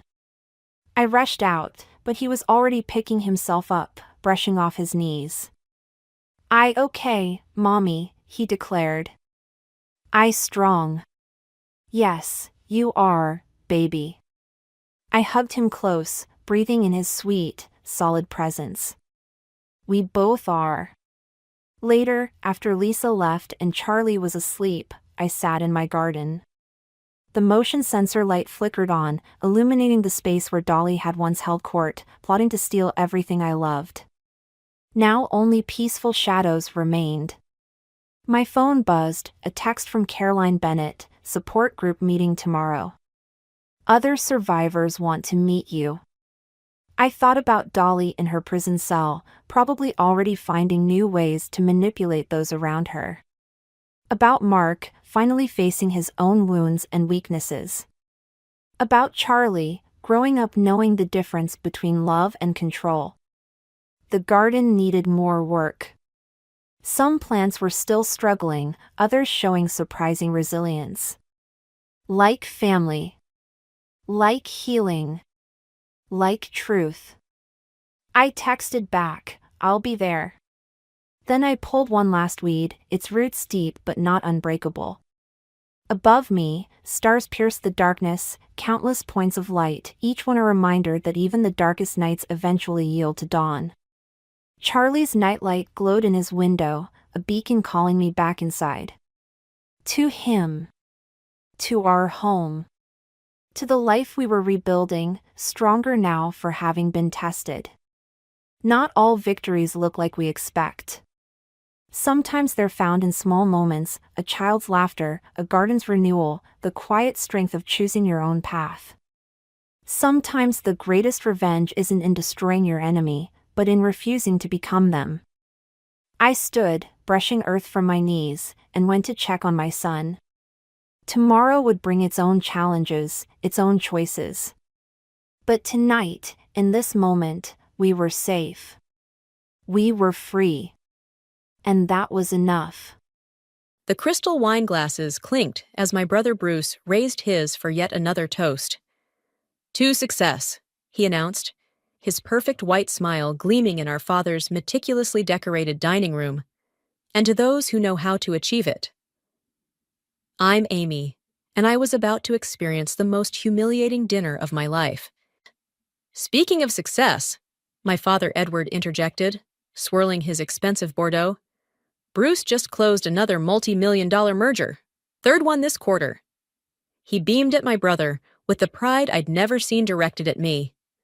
I pushed my untouched salmon around the plate, already knowing where this conversation was heading. The familiar knot formed in my stomach as I felt my mother Lillian's sympathetic glance from across the table. "And what about you, Amy?" Bruce's wife Melina asked, genuine interest in her voice. "How's your documentary coming along?" Before I could answer, Bruce let out a snort. "Oh, right. The one about that small-town recycling scandal? Must be riveting stuff." Actually, I straightened my spine, gripping my fork tighter. It exposed systematic corruption in local government. It's being considered for... Considered for what? My father interrupted. Another participation trophy? When are you going to grow up and get a real job, Amy? Documentary filmmaking is a real job, I said, my voice stronger than I felt. I'm working on something bigger now, something that could... Could what? Bruce laughed, looking around the table for support. Win you tens of dollars instead of just ones? Bruce, Melina whispered. But he was on a roll. Remember when she wanted to be a journalist in college? Bruce continued, addressing our father. Thank God she didn't pursue that dead-end career. Oh, wait. The laughter that followed felt like acid on my skin. Even my mother's weak attempt at changing the subject couldn't drown it out.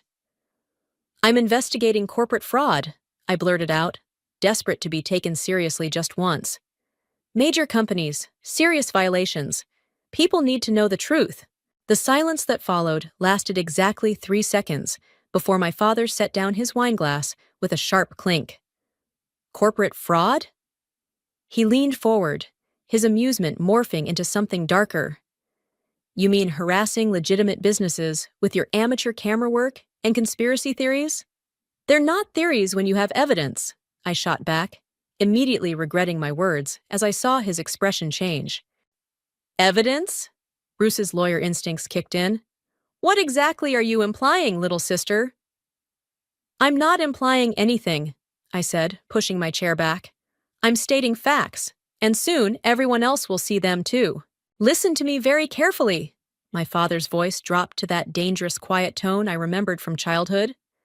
You're embarrassing yourself.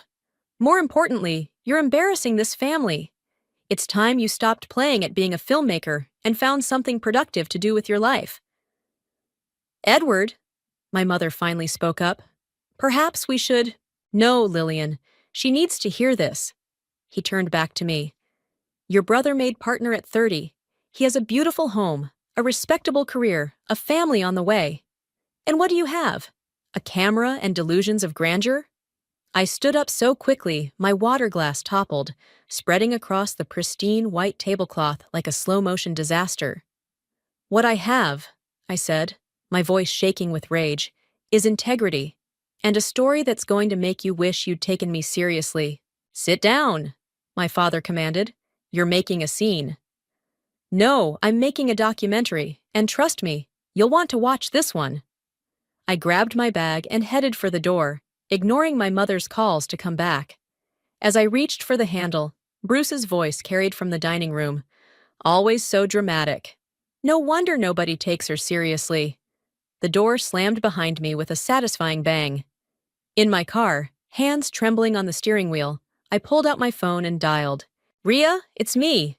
Remember that footage I told you about? The stuff about Carlton Industries? I took a deep breath. I'm ready to go all in. No more playing it safe. My best friend's voice crackled through the speaker. Are you sure? This could get messy. I thought about the laughter, the dismissal, the years of being the family disappointment. Good, I said, starting the engine. Messy is exactly what I'm going for. As I pulled away from my father's mansion, I caught a glimpse of my mother watching from the window. For a moment, I almost felt guilty about what I was about to do. Almost. But they wanted me to make something of myself? Fine. I'd make something they'd never forget. You should see your face right now, Rhea said, sliding a coffee across her kitchen counter to me. You've got that look. What look? The one that says you're about to do something either brilliant or stupid.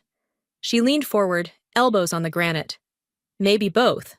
I pulled out my laptop, fingers flying across the keyboard as I pulled up my research files. Carlton Industries has been dumping toxic waste in residential areas for years. I have proof, but that's just the surface. And your father's law firm represents them? Rhea finished, understanding dawning on her face. Amy, are you sure you want to? Look at this, I interrupted, turning the screen toward her. These are internal emails from their environmental compliance department. 3 deaths in the last year alone, all covered up, all in neighborhoods where people can't afford to fight back. Rhea's journalist instincts kicked in as she scanned the documents. How did you get these? Remember Marcus from college? He works in their IT department now. He's been helping me gather evidence for months. This is dynamite, Rhea whispered. But you'll need more than just documents. You'll need faces, stories, expert testimony. That's why I called you. I took a deep breath. I need your contacts. Anyone who might be willing to go on record. Rhea was already pulling out her phone. There's someone you need to meet, Eduardo Price. He broke the story on that pharmaceutical scandal last year. If anyone knows how to handle something this big, it's him. 2 days later, I sat across from Eduardo in a quiet corner of a downtown cafe, trying not to feel intimidated by his penetrating gaze as he reviewed my footage. Your technical skills are solid, he said finally, closing my laptop. But you're playing it too safe. Where's the anger? I'm plenty angry, I replied. Then show it. These aren't just numbers on a spreadsheet. These are real people being poisoned in their homes while your brother's law firm helps cover it up. I flinched at the mention of Bruce. I want to focus on Carlton Industries, not my family. Eduardo leaned back, studying me. Sometimes the personal angle is what makes a story unforgettable. Why are you really doing this, Amy? Because it's wrong, I said automatically. Try again. I thought about my father's dismissive laugh, Bruce's condescending smirk. Because nobody thinks I can. Better. Now tell me why the audience should care. Because while companies like Carlton Industries poison communities, they're protected by powerful law firms who make sure they never face consequences. Because my own brother... I stopped, emotion threatening to choke me. Go on. Because my own brother sits in board meetings knowing what they're doing, and he doesn't care. Because my father calls me a failure while he profits from their crimes. Because somebody needs to expose the truth, and nobody else will. Eduardo smiled for the first time. Now that's a story worth telling. He pulled out a business card. I have a contact at the EPA who's been building a case against Carlton for years. She's been looking for a platform. Call this number tomorrow. As I reached for the card, he held onto it. But understand something. Once you start down this road, there's no turning back. Your family will never forgive you. They'll have to get in line, I said, taking the card. That night, as I reviewed my footage, my phone buzzed with a text from Melina. Your mother's worried about you. Call her? I ignored it, focusing instead on the interview playing on my screen. A woman stood in her backyard, pointing to the discolored grass and dead plants. My daughter was diagnosed with leukemia last month, she was saying. The doctors can't explain it, but everyone on this street has someone sick. Everyone. My phone buzzed again. This time it was Bruce. Dad's pretty pissed about your little outburst. You should apologize before this gets worse. I thought about the woman in the video. about her daughter fighting for her life while my brother helped hide the truth, about all the times I'd swallowed my pride to keep the peace. Not anymore. I picked up my phone and called Eduardo's contact. A woman's voice answered on the second ring. "This is Sarah Matthews from the Environmental Protection Agency. Eduardo said you might call." "I'm working on a documentary about Carlton Industries," I said. "I understand you have information that might interest me. Meet me tomorrow at noon. Bring your camera." She paused. "And Amy, be careful who you trust with this. Lives are at stake." As I hung up, another text came through, this time from my mother. "Please don't do anything rash, sweetheart." Too late, Mom. Way too late. I turned back to my laptop, where the woman in the video was still speaking. Someone needs to make them answer for what they've done. "They will," I whispered to the screen. "I promise." Sarah Matthews' office felt smaller than it looked, cramped with filing cabinets and stacks of documents that reached toward the ceiling. She closed the door behind us with a soft click. "Everything I'm about to show you is public record," she said, pulling out a thick folder. "But nobody's connected the dots yet." I set up my camera as she spread documents across her desk. Carlton Industries has facilities in 12 states. In each location, we've documented increased rates of rare cancers, birth defects, respiratory issues. But every time we get close to proving causation, the evidence disappears, I finished. Or the witnesses back out. Sarah's fingers traced a map marked with red dots. "Your brother's firm handles most of their litigation. They're very good at what they do." My camera whirred quietly as it captured her methodically, laying out 20 years of environmental violations, settlements, and suspicious coincidences. "Last month, a whistleblower came forward," Sarah continued. "Former plant manager. He had documentation, samples, everything we needed. The day before his deposition."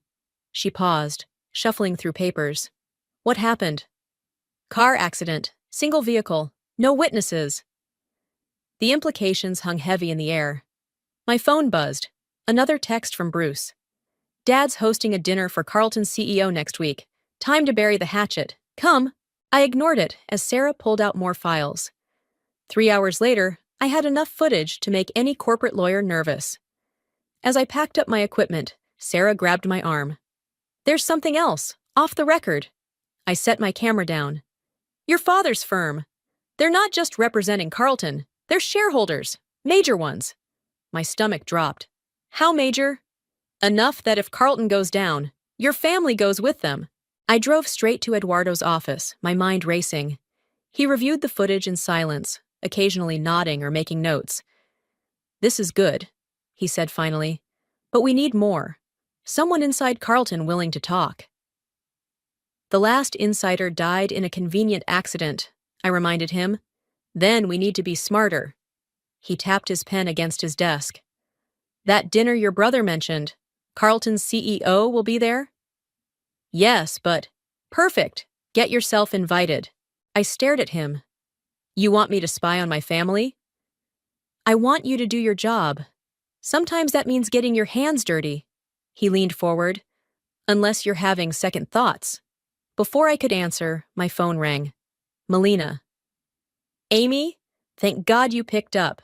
Listen, I need to tell you something about Carlton Industries." My heart raced. "What about them?" "Not over the phone. Can you meet me? Now?" 20 minutes later, I sat across from my sister-in-law at a quiet cafe. Her hands shook as she stirred her untouched coffee. "Bruce doesn't know I'm here," she said quietly. "He'd kill me if he knew." "Knew what?" "I work in accounting at Carlton. Last week, I found something in the books. Payments to shell companies, millions of dollars. When I asked Bruce about it," she swallowed hard. "He told me to forget I saw anything. Said it was better not to know." I reached for my phone to record, but she grabbed my hand. "No records, please. I'm only telling you this because..." She placed a hand on her stomach. "I'm pregnant, Amy, and I live less than a mile from one of their facilities. The things I've seen in those financial records, I can't stay quiet anymore." "I need proof, Melina. I know. She slid a USB drive across the table. Be careful with this. People who ask too many questions about Carlton tend to disappear. Back home, I plugged in the drive with trembling fingers. Financial records, internal memos, board meeting minutes, enough to prove systematic fraud and environmental violations going back decades. My phone buzzed again. Bruce, Dad insists you come to dinner next week. Don't make this harder than it needs to be. As I typed my response, an email notification popped up from an anonymous address. The subject line made my blood run cold. Carlton Industries, you're asking the wrong questions. The message contained only an address and a time. Tomorrow, 3 p.m., come alone. I called Rhea immediately. It could be a trap, she warned, or it could be the smoking gun we need. At least let me come with you. No, I said, thinking of the whistleblower's convenient accident. I need you to be my insurance policy. If I don't call you by 4 tomorrow, release everything we have to every major news outlet. Amy, promise me. She sighed. I promise, but please be careful. I looked at the USB drive glowing softly on my desk, then at Bruce's text about the dinner. Don't worry, I replied to him. I'll be there. Wouldn't miss it for the world. The address led me to an abandoned office building on the outskirts of town. My footsteps echoed through the empty lobby as I checked my phone. 2:57 p.m. Hello? My voice bounced off bare walls. I got your email. 3rd floor. A man's voice crackled through the old intercom system. Room 312. Every instinct screamed at me to turn back as I climbed the stairs, camera clutched to my chest. The 3rd floor was dark, except for one lit office at the end of the hall. A man sat behind a desk, his face hidden in shadow. Close the door. I did, then positioned myself near the exit. Who are you? Someone who knows what Carlton Industries is really hiding. He leaned forward, light revealing a lined face and tired eyes. And it's much worse than toxic waste. Nah, I'm recording this conversation, I warned. He smiled grimly. Good. Someone needs to document the truth. He slid a thick envelope across the desk. These are shipping manifests from the past 5 years. Carlton isn't just dumping waste. They're importing it, from countries where disposal regulations don't exist. I flipped through the documents, my hands shaking. They're making money on both ends. Billions. Your brother's latest merger? It's with a Chinese disposal company. They're expanding the operation. My camera whirred as I photographed each page. Why are you showing me this? Because my grandson died last month. Rare form of cancer, 3 years old. His voice cracked. I've worked for Carlton for 30 years, kept their secrets, not anymore. A door slammed somewhere below us. The man stiffened. You need to leave. Now. He stood quickly. Take the back stairs. Don't trust anyone, especially... Footsteps thundered up the main stairwell. The man shoved me toward a side door. Go! I ran through the dark hallway, finding the emergency exit just as voices echoed from the office. I took the stairs 2 at a time, burst out into the alley, and didn't stop running until I reached my car. My phone showed 3 missed calls from Bruce. As I caught my breath, it rang again. Where are you? He demanded. Out working. Why? We need to talk. Meet me at Harrison's bar, now. 20 minutes later, I slid into a booth across from my brother. He looked unusually disheveled. Someone's been accessing Carlton's financial records, he said without preamble. Internal documents are missing. You wouldn't know anything about that, would you? I met his gaze steadily. Why would I? Cut the act, Amy. Melina confessed everything. My blood ran cold. Is she okay? She's fine. Scared, but fine. He rubbed his face. Do you have any idea what you're doing? The people you're dealing with? Do you? I pulled out my phone, played the recording from earlier. 3-year-old children dying of cancer, Bruce. Your client is importing toxic waste from overseas, and you're helping them. It's not that simple. Seems pretty simple to me. These companies provide thousands of jobs, support entire communities. If they go down, children are dying. Lower your voice, he hissed. Listen to me very carefully. There's still time to stop this. Delete your footage. Forget what you've seen, please. Or what? His expression hardened. Or I can't protect you. I don't need your protection. I need you to do the right thing. The right thing? He laughed bitterly. The right thing is protecting our family. Dad's firm would collapse if this gets out. Everything he's built was built on blood money. Bruce slammed his hand on the table. Damn it, Amy. This isn't one of your little documentaries. These people, they make problems disappear permanently. Is that a threat? It's a warning from your brother who loves you. He stood up. You have 24 hours to hand over everything you have. After that, he shook his head. Just do the right thing. As he walked away, my phone buzzed with a text from an unknown number. Your source from the office building is dead. Heart attack, you're next. I called Eduardo immediately. They're closing in, I said when he answered. I need to release the documentary now. Not yet. We release this wrong, they'll bury it. Trust me. He paused. Come to my office first thing tomorrow. Bring everything you have. We'll do this right. I drove home the long way, checking constantly for tails.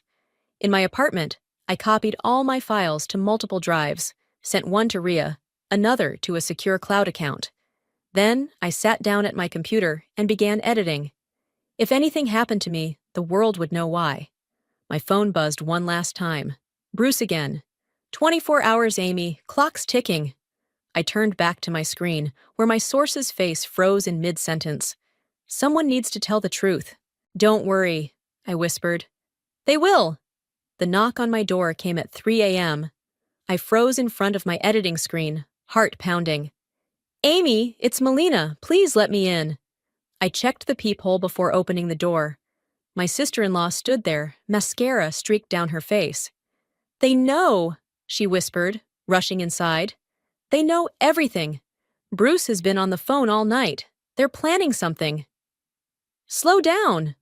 I locked the door behind her. What exactly did you hear? Carlton's CEO called an emergency board meeting. Bruce said. She wrapped her arms around herself. He said they're handling the situation, permanently. Did he mention the man from the office building? They made it look like a heart attack. Amy, I'm scared. Not just for you. Her hand drifted to her stomach. What have we done? My laptop pinged with an email notification. Eduardo, don't come to the office. They're watching. Meet at alternate location. I need to get my footage somewhere safe, I said, starting to pack my equipment. Bruce will be home soon. He doesn't know I'm here. Melina grabbed my arm. There's something else. Your father. He's not just profiting from Carlton. He's on their board. The revelation hit like a physical blow. Since when? 3 years. It's why he pushed Bruce to handle their accounts. She pulled out her phone, showed me an email chain. They're all connected. The law firm, the waste disposal, the shell companies. Your father's been orchestrating everything. My hands shook as I copied the emails. Does my mother know? I don't think so. But Amy, Melina's voice dropped. The dinner tomorrow night? It's not just a dinner. They're planning to announce Bruce as Carlton's new legal director. They're bringing him inside. Another email from Eduardo popped up. Footage needs to air tomorrow, no later. I have to finish editing, I said, turning back to my computer. Let me help. Melina sat down beside me. I know where all the bodies are buried, literally. We worked through the night, piecing together interviews, documents, and financial records. As dawn broke, my phone buzzed with a text from my mother. Your father knows you have sensitive documents. Please come home. We can talk about this. Don't reply, Melina warned. They're trying to locate you. By noon, the documentary was ready. I sent copies to Eduardo, Ria, and 3 major news networks. Then I called Sarah at the EPA. It's happening today, I told her. Have your team ready. Be careful, she replied. 2 of my investigators were followed this morning. I turned to Melina. You should go home. It's not safe for you here. It's not safe anywhere. She stood up, wincing. But Bruce will wonder where I am. As if summoned, my phone lit up with his name. Where's my wife? His voice was cold. How should I know? Cut the act. Her car's been parked outside your building all night. This is your last chance, Amy. The dinner's in 6 hours. Bring everything you have. We can fix this. Like you fixed the whistleblower? A long pause. That wasn't... We didn't. He sighed. Just come to dinner. Please, for Mom's sake. After he hung up, Melina touched my shoulder. What are you going to do? I looked at my laptop, where the finished documentary waited to expose decades of corruption and death. Then at my phone, showing the time of tonight's family dinner.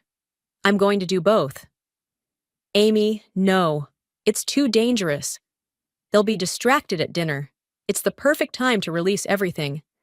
I started gathering my equipment. But first, we need to get you somewhere safe. I'm not leaving you alone. You have to. Your baby comes first. I handed her a burner phone. I'll text you when it's done, if you don't hear from me by midnight. She hugged me fiercely. Be careful. After she left, I called Rhea. Everything's ready, she said before I could speak. 3 networks are standing by. Eduardo has his contacts at the international press primed. We just need your signal. I thought about my father's face when he realized his own daughter brought down his empire. About Bruce's reaction when his perfect world crumbled. 8:30 p.m., I said. Release everything. What about you? I looked at my reflection in the window, straightening my shoulders. I'll be having dinner with my family. My phone buzzed one final time. A message from an unknown number. Your father's study, top drawer. The proof you really need. I took a deep breath, checking the time. 5 hours until dinner. 5 hours until I destroyed everything my family had built. Time to set the table. I whispered to my reflection. Hope they're hungry for truth. The security guard at my father's gate barely glanced at me as I drove through. 8:15 p.m. 15 minutes until everything changed. My mother opened the front door before I could knock. Amy, thank God! She hugged me tightly, whispering, Whatever's happening, we can fix this as a family. The dining room buzzed with conversation. Bruce stood with Carlton's CEO, Robert, their laughter echoing off the walls. My father held court at the head of the table, commanding attention as always. Ah, the prodigal daughter returns, he announced as I entered. Perfect timing. Robert was just asking about your creative pursuits. Documentaries, right? Robert's smile didn't reach his eyes. Fascinating field, though I hear your latest project might need some fact-checking. 8:22 p.m. My phone vibrated silently in my pocket. Actually, I said, accepting a glass of wine from the server, I'd love your input on some of my findings. Bruce's glass froze halfway to his lips. Amy, my father warned, perhaps this isn't the time. When is the time, Dad? After more children die? After you've buried all the evidence in your study's top drawer? The room fell silent. My father's face hardened. Excuse us, everyone. Amy, my office. Now. 8:27 p.m. I followed him down the hallway, Bruce close behind. The study door clicked shut behind us. What do you think you're doing? My father demanded. Wondering why you never told me you were on Carlton's board. I moved toward his desk. 3 years, Dad. All those times you dismissed my career, you were protecting your investment. You don't understand business. I understand right and wrong. I reached for the top drawer. Bruce grabbed my wrist. Don't. 8:30 p.m. My phone buzzed again. I smiled. Too late. The study door burst open. My mother stood there, face pale. Edward, you need to see this. All of you. We followed her to the living room, where the massive TV displayed breaking news. Exclusive. Corporate giant Carlton. Industries linked to mass environmental violations, deaths. Robert stormed in. What is this? My footage played across the screen. The whistleblower's testimony, Sarah's documents, Melina's financial records. Then my father's name appeared, followed by evidence of his direct involvement. You little fool, my father whispered. Do you have any idea what you've done? Destroyed your empire? I pulled open my phone, showing the viewer counts climbing. It's streaming everywhere. International networks are picking it up. Robert grabbed his phone. Get me legal now! But his face told me he knew it was too late. How could you? Bruce advanced on me. Our family. Our family? I laughed. You mean the family that profits from poisoning children? That family? My mother sank into a chair, watching the footage continue. Her hand covered her mouth as photographs of victims appeared, including the whistleblower's 3-year-old grandson. Edward, she whispered, tell me you didn't know. His silence was answer enough. The front door slammed open. FBI agents poured in, followed by EPA officials. Sarah Matthews led them, holding a warrant. Robert Williams, Edward Howard, she announced. You're under investigation for environmental violations, corporate fraud, and conspiracy. You can't prove anything, Robert snarled. I pulled out the contents of my father's desk drawer, documents I'd photographed hours earlier while everyone prepared for dinner. Actually, they can. Dad kept meticulous records. Bruce stared at me, realization dawning. You were never here for dinner. No. I handed the documents to Sarah. I was here for justice. As agents began reading rights and conducting searches, my mother approached me. I should have stopped him, she said quietly. I saw the signs, but I chose not to look closer. Mrs. Howard, an agent interrupted, we'll need to ask you some questions. My father's voice cut through the chaos as they led him out. Amy, you'll regret this. Everything I did for this family. No, Dad. I watched as they escorted him to a waiting car. You did it for yourself. Outside, news vans were already arriving. Eduardo stood among the reporters, giving me a subtle nod. My phone buzzed with a text from Melina. Watching the news. Are you okay? Before I could reply, Bruce grabbed my shoulder. They're arresting our father, and you're texting. This will destroy us all. I shrugged off his hand. Maybe we needed destroying. As camera flashes lit up the night and reporters shouted questions, I thought about the woman from my first interview, pointing at her poisoned backyard. About the whistleblower who died trying to expose the truth. About Melina's unborn child, who would now grow up in a cleaner world. No, I whispered, watching my father's car drive away. We needed saving. 3 days after the arrests, Bruce showed up at my apartment unannounced. His perfect appearance had crumbled. Wrinkled shirt, stubble, dark circles under his eyes. They're seizing everything, he said, pushing past me into the living room. The firm's assets, Dad's accounts, even my savings. They're calling it proceeds of crime. Sit down, Bruce. You look like you're about to fall over. He collapsed onto my couch. Did you know they're investigating me too? 30 years of practicing law, possibly gone. Are you happy now? This isn't about being happy. I perched on the armchair across from him. It's about doing what's right. Right? He laughed bitterly. Melina's parents won't speak to her. Mom's being questioned daily. Dad's facing 20 years. The family's a laughingstock. My TV murmured in the background, where news channels still dissected the scandal. The documentary had gone viral, sparking investigations across multiple states. Have you visited him? I asked quietly. Dad? Yeah. Bruce ran a hand through his disheveled hair.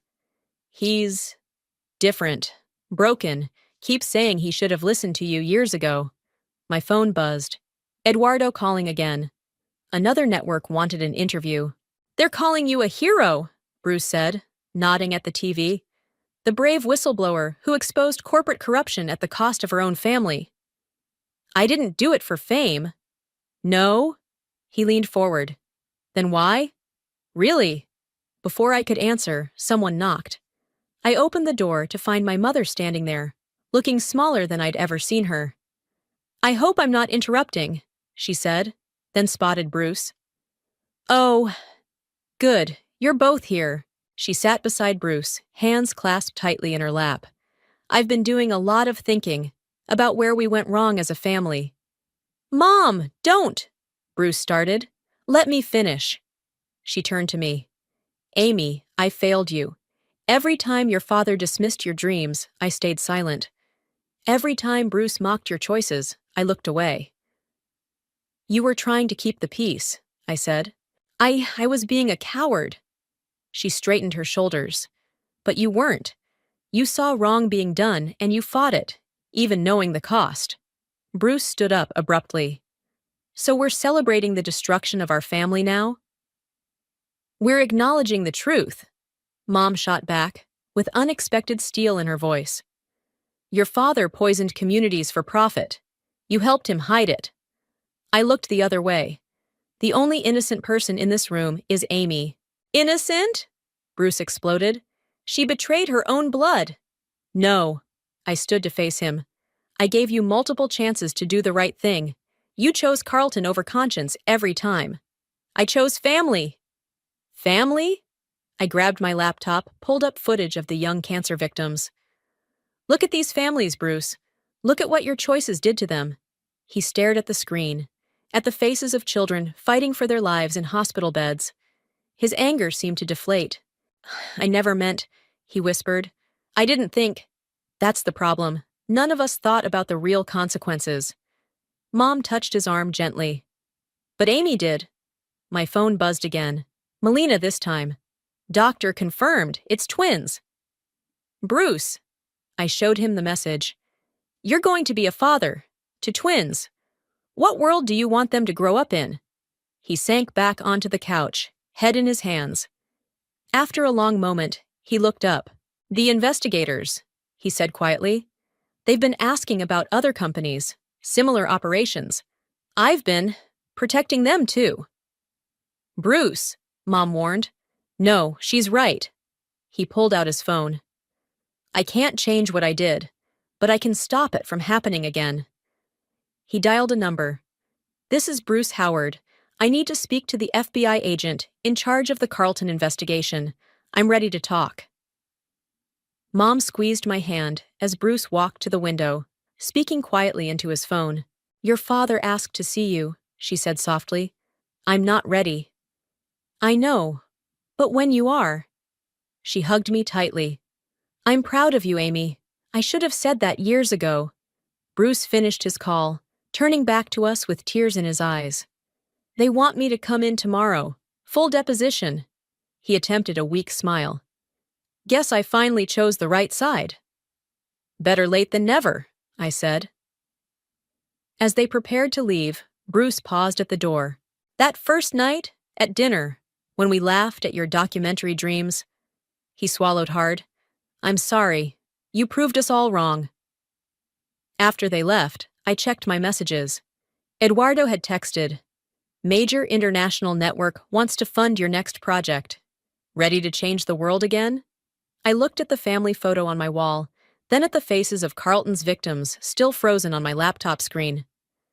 Yes, I typed back. There's always more truth to tell. The prison visiting room smelled of industrial cleaner and stale coffee. My father sat across from me, orange jumpsuit replacing his usual tailored suits, looking older than I remembered. I wasn't sure you'd come, he said. Neither was I. He gestured at the newspaper between us. The headline read, Carlton Industries executives face criminal charges. Whistleblower documentary sparks global reform. You did what I never could, he said quietly. You chose integrity over profit. It wasn't a choice, Dad. It was the only right thing to do. He nodded slowly. Your brother's testimony. It's going to help a lot of families get justice. Bruce finally found his conscience.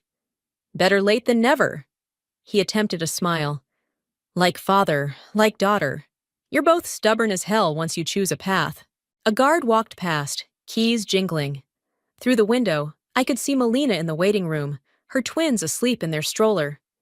Bruce sat beside them, reviewing legal documents, now working to help Carlton's victims instead of silencing them. I watched your documentary again last night, my father said. All of it, even the parts about me. He wiped his eyes. Those children, I told myself it wasn't my responsibility, that I was just handling the legal side. Lies are easy when they're profitable. Yes. He placed his hand on the glass between us. I'm not asking for forgiveness. I don't deserve it. But I want you to know, I was wrong about you, about everything. My phone vibrated. Eduardo texting about our new investigation into similar corporations. We'd already uncovered 3 more Carlton-like operations. The network loved your pitch, my father said, nodding at my phone. I saw the announcement. A whole series exposing corporate corruption? Someone has to keep telling the truth. And you're the perfect person for it. He straightened in his chair. I'm testifying next week, against everyone. No more protecting the guilty. Through the window, I saw my mother arrive, joining Bruce and Melina. She waved, and for the first time in years, her smile reached her eyes. Your mother's different now, my father observed. Stronger. You did that too. She did it herself. We all make our own choices. He nodded at the newspaper again. The families, the ones Carlton hurt, are they getting help? The settlement Bruce negotiated will fund medical care for everyone affected, and the EPA's new regulations mean it can't happen again. Good. He cleared his throat. I have something for you. I asked your mother to bring it. He slid an envelope across the table. Open it. Inside was a letter, dated 15 years ago. My teenage handwriting filled the page, my first pitch for a documentary about local pollution. You kept this? It was the first time you stood up to me, told me money wasn't everything. His voice cracked. I should have listened then. A guard approached. Time's up. My father stood, hands shaking. Amy, I know I don't have the right to ask, but will you come back? I thought about the families finally getting justice, about Bruce's transformation, about my mother's newfound strength. Yes, I said. Not for who you were, but for who you're trying to become. In the waiting room, Melina handed me one of the twins. How was it? Healing, I said, smiling as the baby grabbed my finger. For both of us. Bruce looked up from his documents. The Victim Support Fund is approved. Every family will get what they need. My mother squeezed my shoulder. Your next documentary? Starts filming next week. 3 more companies, same pattern as Carlton. Good, Bruce said firmly. Take them all down. My phone buzzed. Ria sending a link to the latest article about our investigation's impact. Corporate reform laws were changing nationwide. Ready to go? Melina asked. The twins' naming ceremony is in an hour. As we walked out, I glanced back at the visiting room. My father watched through the window, pressing his hand against the glass. I pressed mine back, briefly, before turning away. Outside, the spring air felt clean and fresh. News vans still camped nearby, hoping for comments about the ongoing investigations. But they didn't matter. What mattered was Bruce holding his daughter, finally understanding what truly needed protecting. My mother standing tall, no longer afraid to speak truth to power. Melina planning to testify about other corporate crimes she'd witnessed. And me, I had a new documentary to film, more truth to tell, more justice to fight for. Let's go, I said to my family. We've got work to do. The twins gurgled happily as we drove away from the prison, toward whatever came next. Not an ending, but a beginning. Of accountability, of healing, of change. Sometimes the hardest truth to tell is the one that costs you everything. But sometimes, in losing everything, you find what matters most.